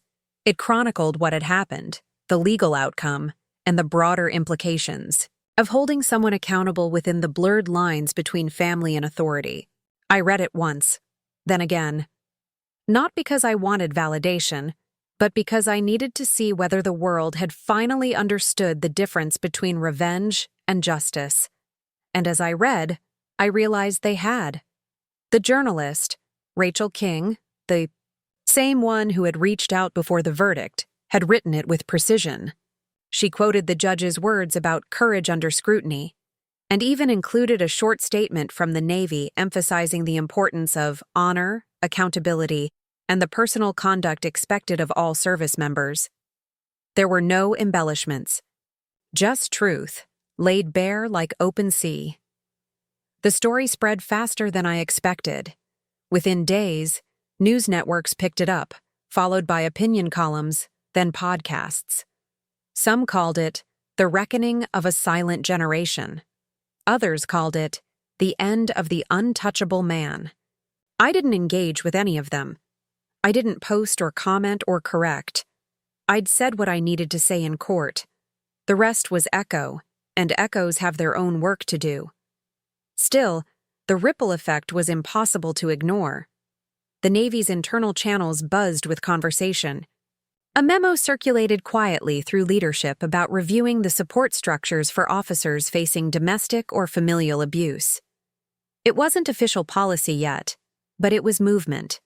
And movement, I had learned, is how systems evolve, slowly, reluctantly, but inevitably. One morning, I was called into a meeting with Vice Admiral Torres. His office, as always, smelled faintly of polished wood and black coffee. He gestured for me to sit. "You've stirred more waves than some entire fleets," he said dryly. "I didn't intend to," I replied. He leaned back, steepling his fingers. "That's exactly why it matters. Intentions don't make change. Actions do. And yours have opened a door we've kept closed for too long." He slid a document across the table. This is from the Department of Defense Communications Office. They're asking if you'll consent to a feature on leadership ethics and personal resilience. It's part of a national campaign for women in command. I stared at the paper. You're suggesting I become a face for this? I'm suggesting you already are, he said. You don't get to control how history sees you, Admiral, but you can choose how to steer it. His words lingered long after I left his office. I'd spent my entire career commanding others, issuing orders, controlling outcomes. Now, the world was trying to place me in a role I hadn't asked for, a symbol. And yet, the more I thought about it, the more I realized it wasn't about me. It was about the next woman who'd sit at a dinner table surrounded by laughter and doubt, and think she had to stay quiet to be respected. That afternoon, I drafted a statement for the campaign. It wasn't polished. It wasn't strategic. It was simply honest. Leadership isn't about control. It's about clarity. I stood still when the world told me to bow because I was taught that silence was survival. Now, I know silence is surrender. And I didn't survive 20 years of service just to surrender. I sent it to Torres. Within a day, it was published. The reaction was immediate and overwhelming. Thousands of messages flooded the Navy's social accounts. Veterans wrote from across the country, thanking me for speaking out. Young officers, men, and women alike shared the post with the caption, "Strength has a new definition." But not everyone celebrated. There were critics, too. They always appear when truth challenges comfort. Some said I had disgraced family privacy. Others accused me of using uniform prestige for personal gain. The usual chorus of fragile voices that echo louder online than in reality. For every message of support, there was one laced with disdain. But I'd learned something crucial. Balance isn't achieved when everyone applauds. It's achieved when the truth stands firm no matter who throws stones. A week later, Rachel. King requested a follow-up interview, not for the magazine but for a televised segment. I hesitated. I had no appetite for cameras. But her message struck a chord. Your story is already public, Admiral, but your voice could make it human. We met at the base marina, early morning, before the press could turn it into a spectacle. The sea was calm, the sky layered in pale pink. She carried no crew, just a recorder and a notebook. Off the record first, she said. How are you, really? Functional, I replied. She smiled faintly. That sounds like something only a soldier would say. Habit, I said. Function keeps you alive. Feeling comes later. She nodded, understanding immediately. Then she began recording. The questions weren't invasive. They were deliberate. About leadership, responsibility, and the fine line between personal and professional strength. I answered each one slowly, choosing my words the way I'd learned to choose strategies. Precise, measured, never wasted. When she asked what I'd learned most from the ordeal, I told her the truth. That respect built on fear isn't respect at all. And that you can lose everything you thought mattered and still walk taller than before. When the interview aired a week later, it wasn't sensational. It was quiet, steady, like the tide.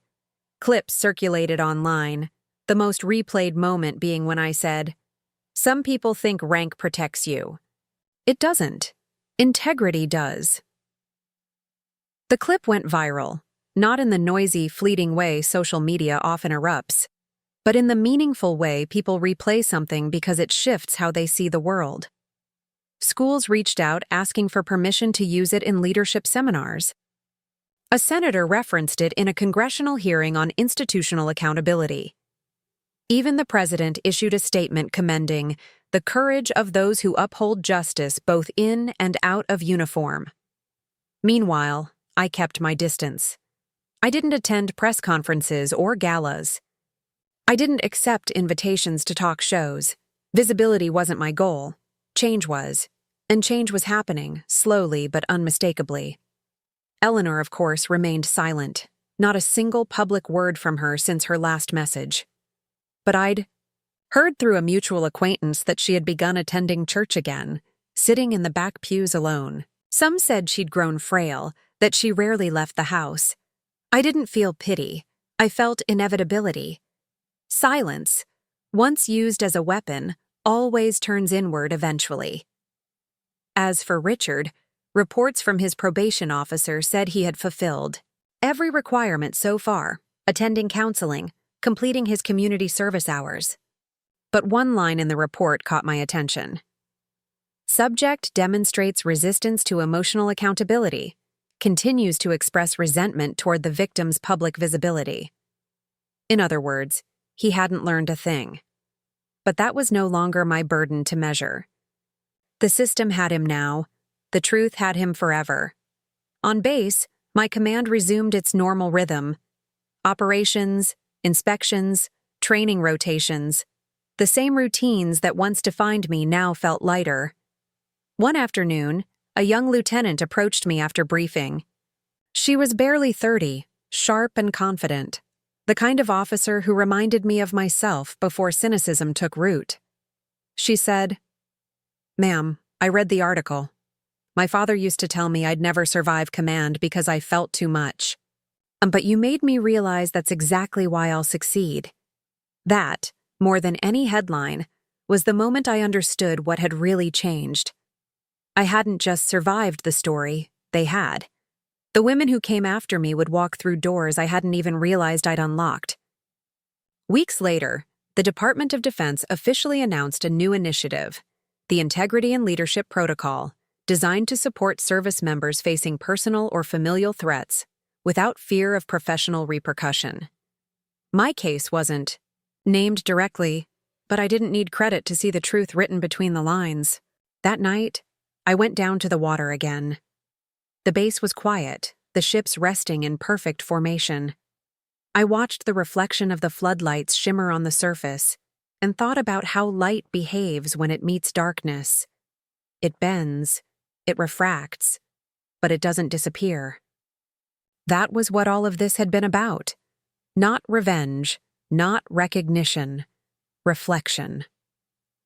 I took out my notebook, its pages filled now with lines written through months of battle and balance, and added one final entry for the night. They wrote their headlines, but not their ending. That belongs to me. They tried to bury truth under silence, and all they did was teach it how to breathe underwater. Then I closed the notebook, placed it under my arm, and saluted the horizon. Not for what I'd lost, for what I'd kept, command, conscience, and the unbroken rhythm of truth. Tomorrow, I knew, there would be another headline, another woman, another fight, another silence finally broken. And when it came, I would read it not as proof of pain, but as proof of progress. Because justice, once awakened, doesn't sleep again. It learns how to write its own orders. The ceremony was scheduled for a Friday morning, early enough that the horizon still carried traces of dawn. The ocean was calm that day, a strange kind of stillness that always made me uneasy, because calm seas have a way of hiding storms beneath them. But this morning felt different. It wasn't the quiet before chaos. It was the quiet after it. The kind that comes only when every battle has already been fought. And what remains is acknowledgement. Wasn't meant to be a grand event, just a small gathering of officers and crew to mark my formal recognition for exemplary leadership under extraordinary pressure. Yet as I stood on the deck of the USS Resolute, watching the preparations unfold, I realized this wasn't really about medals or speeches. It was about closure. The kind the world never gives freely. You have to claim it for yourself. The sea stretched endless around us, blue fading into lighter blue, a horizon that seemed to swallow every thought that dared linger too long. The flag snapped sharply in the wind, ropes creaked against polished steel, and somewhere below deck, the hum of the engines vibrated like a heartbeat. The deck smelled of salt, metal, and polish, the scent of discipline, of duty, of everything that had shaped me long before my name ever made a headline. I wore my full dress uniform for the occasion, white jacket, polished metals, and the cap that had followed me through every storm, literal and otherwise. Each piece felt heavier than it should have, not from weight but from memory. 20 years of service contained in fabric and thread. 20 years of command, of control, of composure. When the crew assembled, I walked to the podium. The microphone crackled once, then settled. I looked out at the faces before me, men and women who had served beside me, under me, and sometimes against me. They weren't just subordinates. They were witnesses. Witnesses to the version of me that existed before the world learned my story. Before I learned that silence could be both weapon and wound.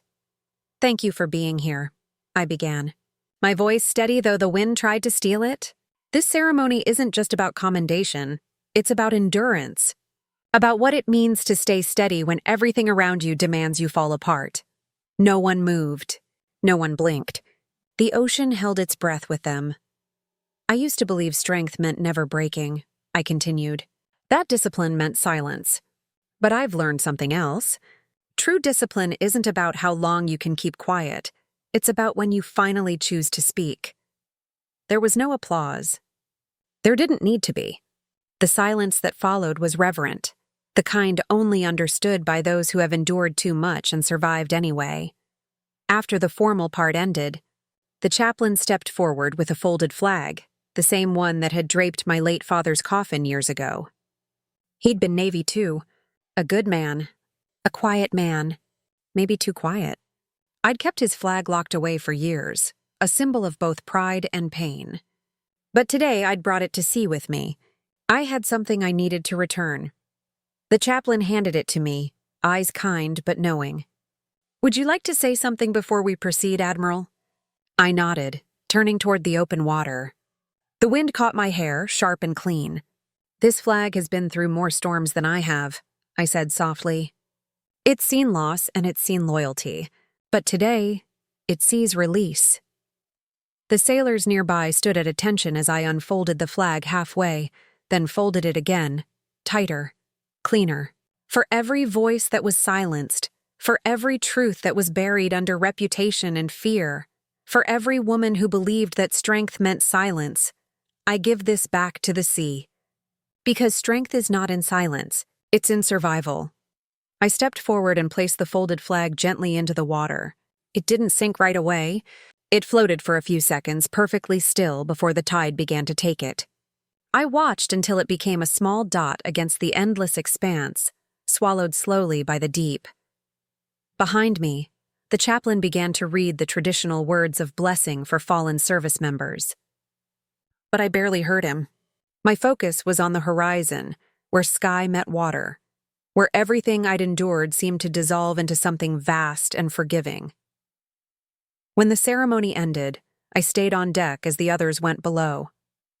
The crew moved quietly, giving me space. For once, I didn't feel the weight of their respect pressing on my shoulders. I just felt still, whole.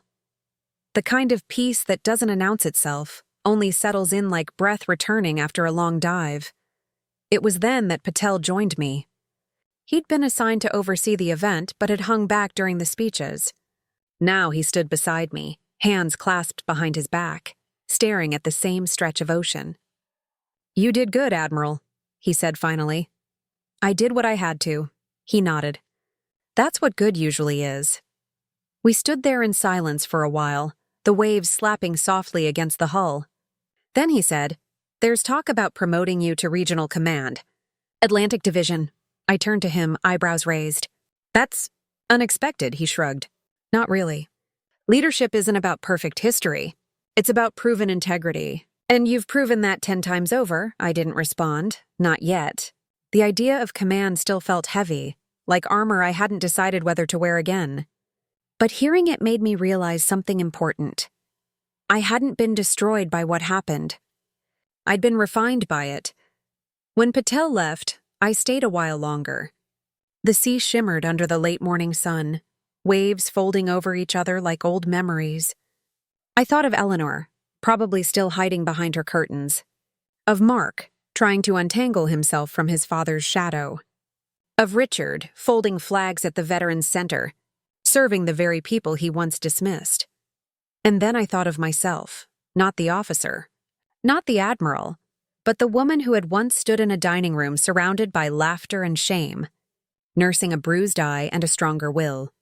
That version of me had died that night, but from her had risen something sharper, steadier, a different kind of leader. Before I left the deck, I reached into my jacket pocket and pulled out my notebook, the same one I'd carried since the night of the assault. Its pages were filled with inked fragments of pain, order, and revelation. I flipped to the last page, the one still blank, and wrote slowly, "The sea does not apologize for its storms. It endures them. So do I." I closed the notebook and slipped it back into my pocket. The engines hummed beneath my feet, the steady rhythm of motion forward. As the ship turned back toward port, I took one last look at the horizon. Somewhere out there, beyond the point where sky meets sea, was the line between who I had been and who I had become. And as the Resolute cut through the waves, I realized the name of the vessel fit more than the ship. It fit me. The next day, I received a message from Rachel King. The subject line read simply, "The End of Silence." Her email contained a link to the final article in her series. I opened it hesitantly. The headline read, "Admiral Anna Callahan, the woman who redefined strength." The first paragraph began, "When Admiral Callahan threw her father-in-law's words back at him, 'You're under arrest.' You disgusting old man, the world saw fury. What they didn't see was control. They didn't see the decades of training that taught her how to stand still in storms. They didn't see that this wasn't revenge. It was restoration. I read the article to the end. Not once did it call me a hero. Not once did it paint me as a victim. It called me what I had always wanted to be, accountable." Later that evening, I received another message. This one was from an unfamiliar address, Mark.Callahan Private. It contained just one sentence. I named my son James. For the first time in a long while, I smiled. Not because forgiveness had been earned, but because legacy had shifted.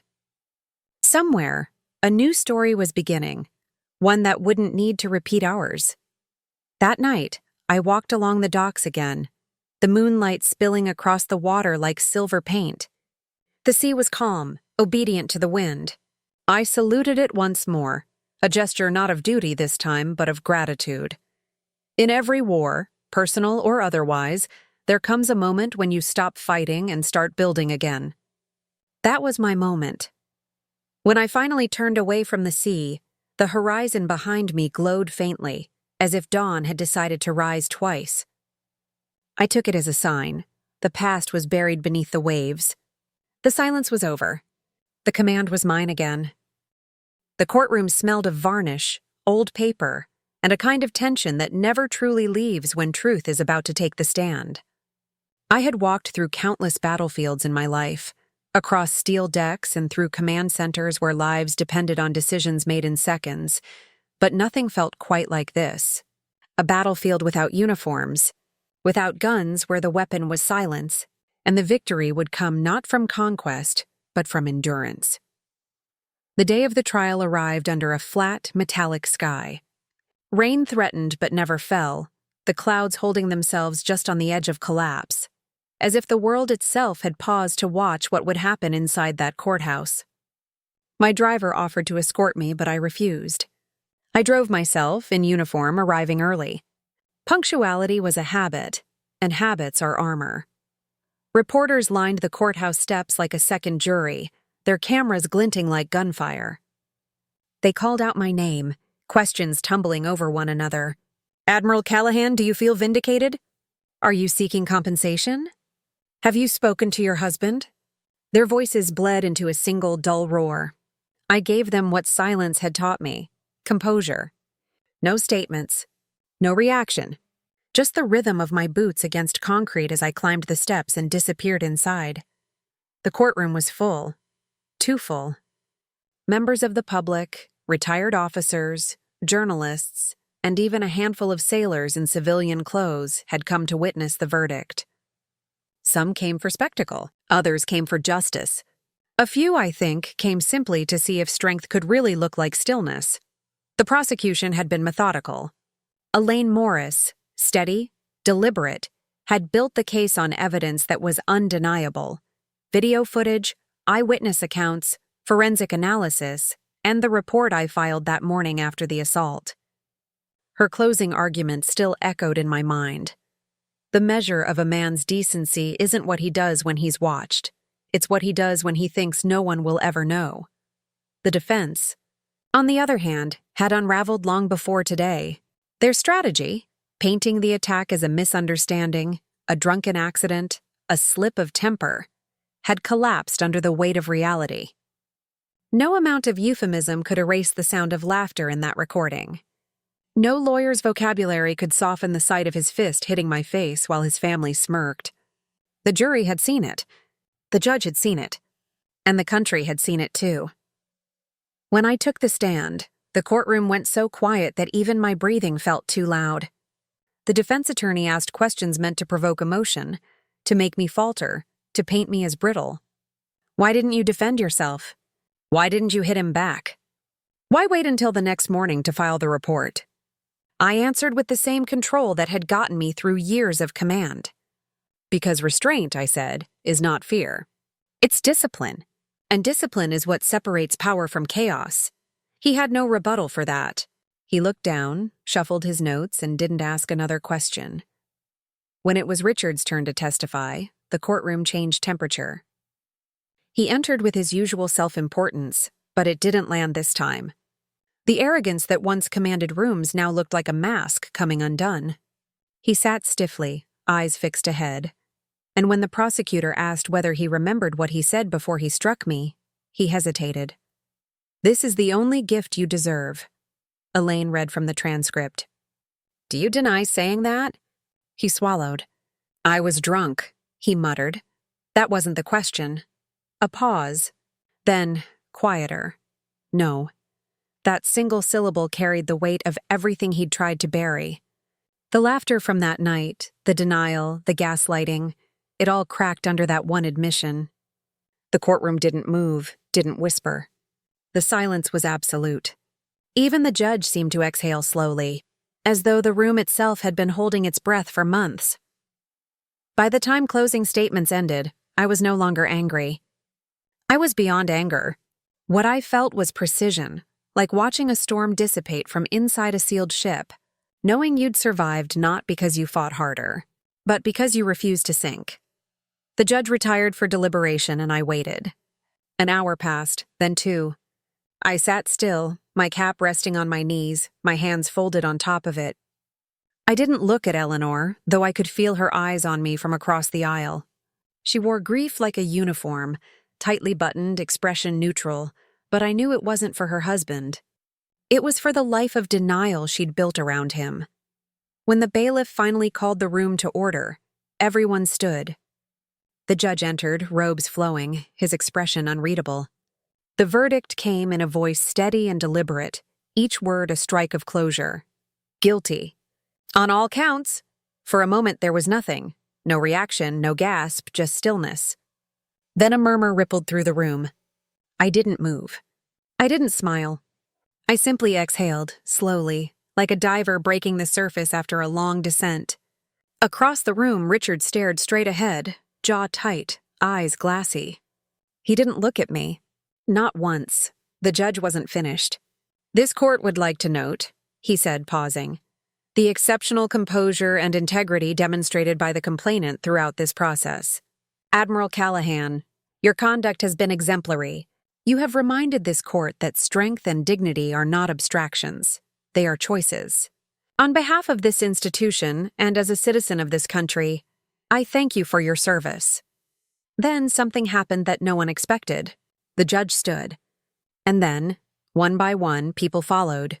The jury, the officers in the back, even the clerk by the door.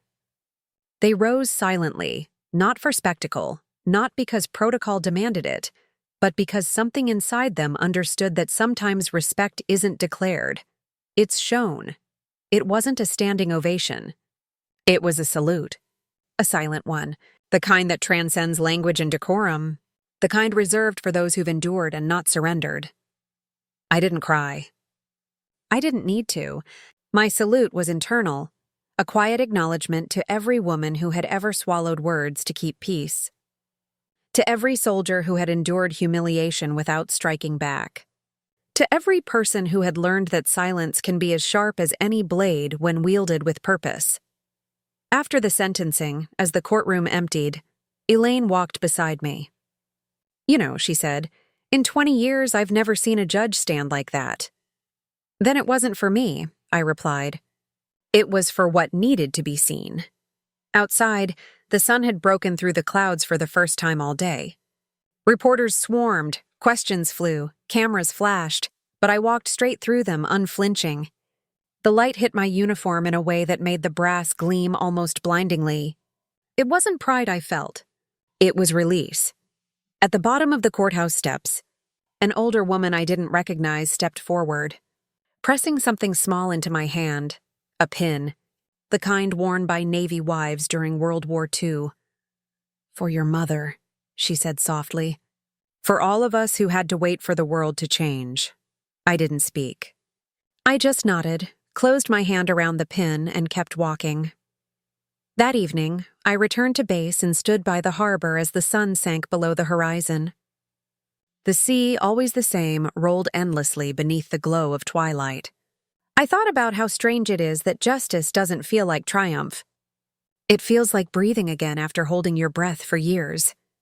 I removed my cap, let the wind catch my hair, and whispered into the wind, "It's done." The waves didn't answer.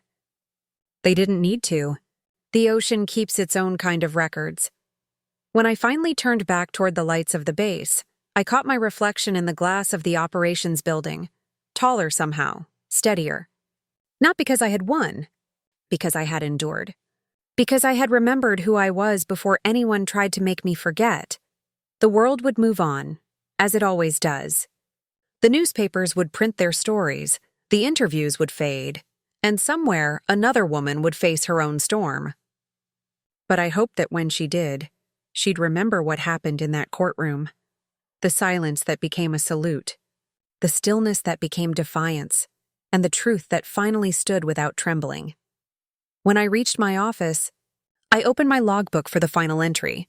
The ink flowed steady without hesitation. Justice is not noise. It is not vengeance. It is a calm sea after a long night, earned, not given. I closed the book, turned off the light, and walked out. The ocean was calm that morning, as if it knew it had been entrusted with a secret. I stood on the upper deck of the USS Resolute, my ship, my command, my home again. Months had passed since the trial, and the salt air had long since replaced the sterile scent of courtrooms and paperwork. Below me, sailors moved with quiet precision, their voices carried on the wind in familiar rhythm. Every sound, every motion, every pulse of the engines reminded me that I was back where I belonged, not in the chaos of confrontation, but in the stillness of purpose. There are moments in life when the world demands that you shatter, and there are moments when it simply waits to see if you will stand. I had stood, and that was enough. The bruise on my face had faded within weeks, the media storm within months, but the memory had not. It lingered, not as pain, but as definition. Scars don't vanish. They translate. What once was hurt becomes language, and that language becomes strength.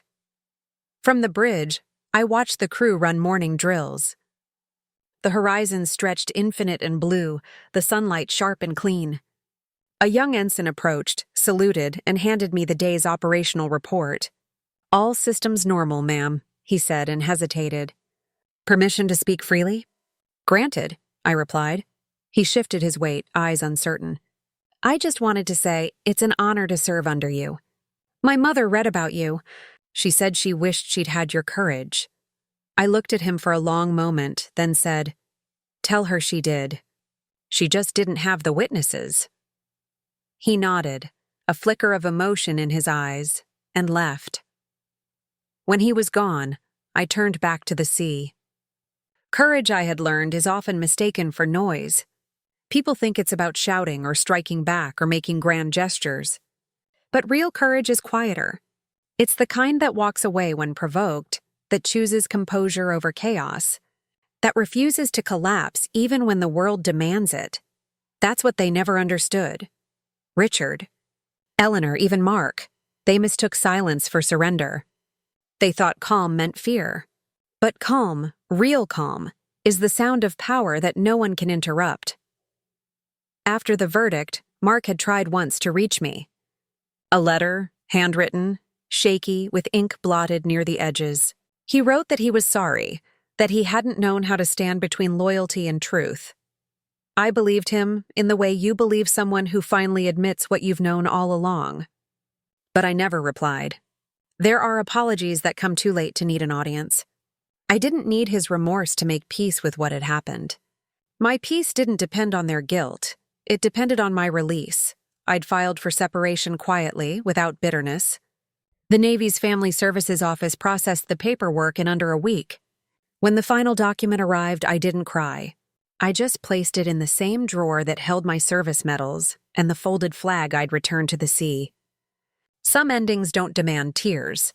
They demand acknowledgement. I wasn't angry anymore. Not at him, not at them, not even at the laughter that had once echoed around that restaurant table. Anger is heavy. It anchors you to the past.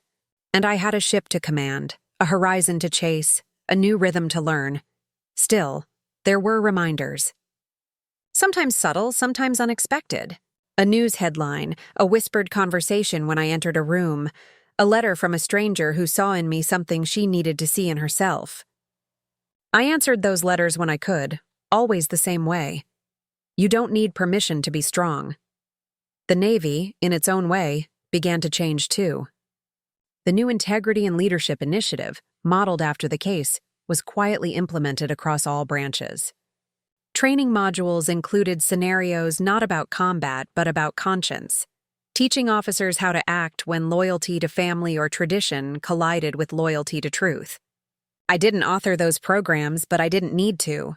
My fingerprints were already there, pressed into the structure of something larger than me. There's a strange stillness that comes when justice is finally done. It's not celebration. It's not relief. It's a kind of quiet that feels almost unnatural, as if your body doesn't yet believe the war is over. I carried that quiet with me in the weeks that followed, like a companion I hadn't yet learned to live without. One evening, as the sun began to sink and the sky turned gold, I went out onto the deck alone. The crew had retired below, the hum of machinery softened, the sea gentle against the hull. I took my notebook from the inside pocket of my uniform, worn, frayed, filled with the story of the past year. The first page held the line I'd written the night I left that restaurant. Be ready. I smiled at the irony. I hadn't known what I was preparing for then. Now I did. I flipped to the final page and wrote slowly, deliberately. They laughed because they didn't understand. They hit because they were afraid. And they silenced themselves when they realized the world was listening. I don't need their apology. I already have my answer. I closed the book and looked out over the sea.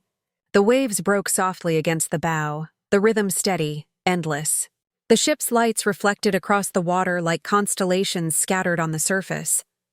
Behind me, the intercom clicked to life. Admiral Callahan, bridge reports steady speed and clear skies ahead. Copy that, I said, my voice low but sure. Maintain course. Those two words, maintain course, had never felt more meaningful. They were more than an order. They were a declaration. As I stood there, the wind picking up around me, I thought about how strange it was that everything had started on a birthday. A day that should have been about celebration had become humiliation, then confrontation, and finally transformation. Sometimes the worst moments of your life aren't the end. They're the ignition. The strike that sets everything into motion. I remembered his words. This is the only gift you deserve. They no longer stung. They almost made me smile. Because in a way, he'd been right. That blow had been a gift. One wrapped in cruelty but opened with clarity. Without it, I might have stayed quiet forever. Somewhere below deck, a sailor began to play a harmonica. The tune was soft, hesitant. but it carried through the night air with strange purity. The sound made me think of the countless nights I'd spent at sea, the endless horizon stretching ahead, always unknown, always inviting. I stayed there until the stars appeared. The constellations hung sharp and clean above the ship, unbothered by the past, indifferent to the noise of human frailty. I thought of my father then, of all the men and women who had come before me, who'd served and been forgotten. I whispered, not a prayer exactly, but a promise. I'll remember for those who couldn't speak. A gust of wind swept across the deck, carrying the scent of salt and distance. I felt something release inside me then, not anger, not grief, but the last traces of expectation. I didn't need closure. I didn't need their regret. I didn't need to be anyone's symbol or lesson. I had already become what I was meant to be, the woman who needed no apology. When dawn came the next morning, the horizon was painted in gold. The ship cut through the waves like a steady pulse of light. I stood at the bow, my hands clasped behind my back, the rising sun reflecting in the glass of the bridge. Behind me, the crew began to stir, voices mixing with the rhythm of the sea. The world had turned again, as it always does. The storm had passed. And all that was left was direction. Forward. Before heading below deck, I turned once more to the endless water and said quietly, to the ocean, to the wind, to myself. Some battles happen in silence, and some are won simply by standing up. The sea didn't answer, but it didn't have to. Its reply was already written in every wave.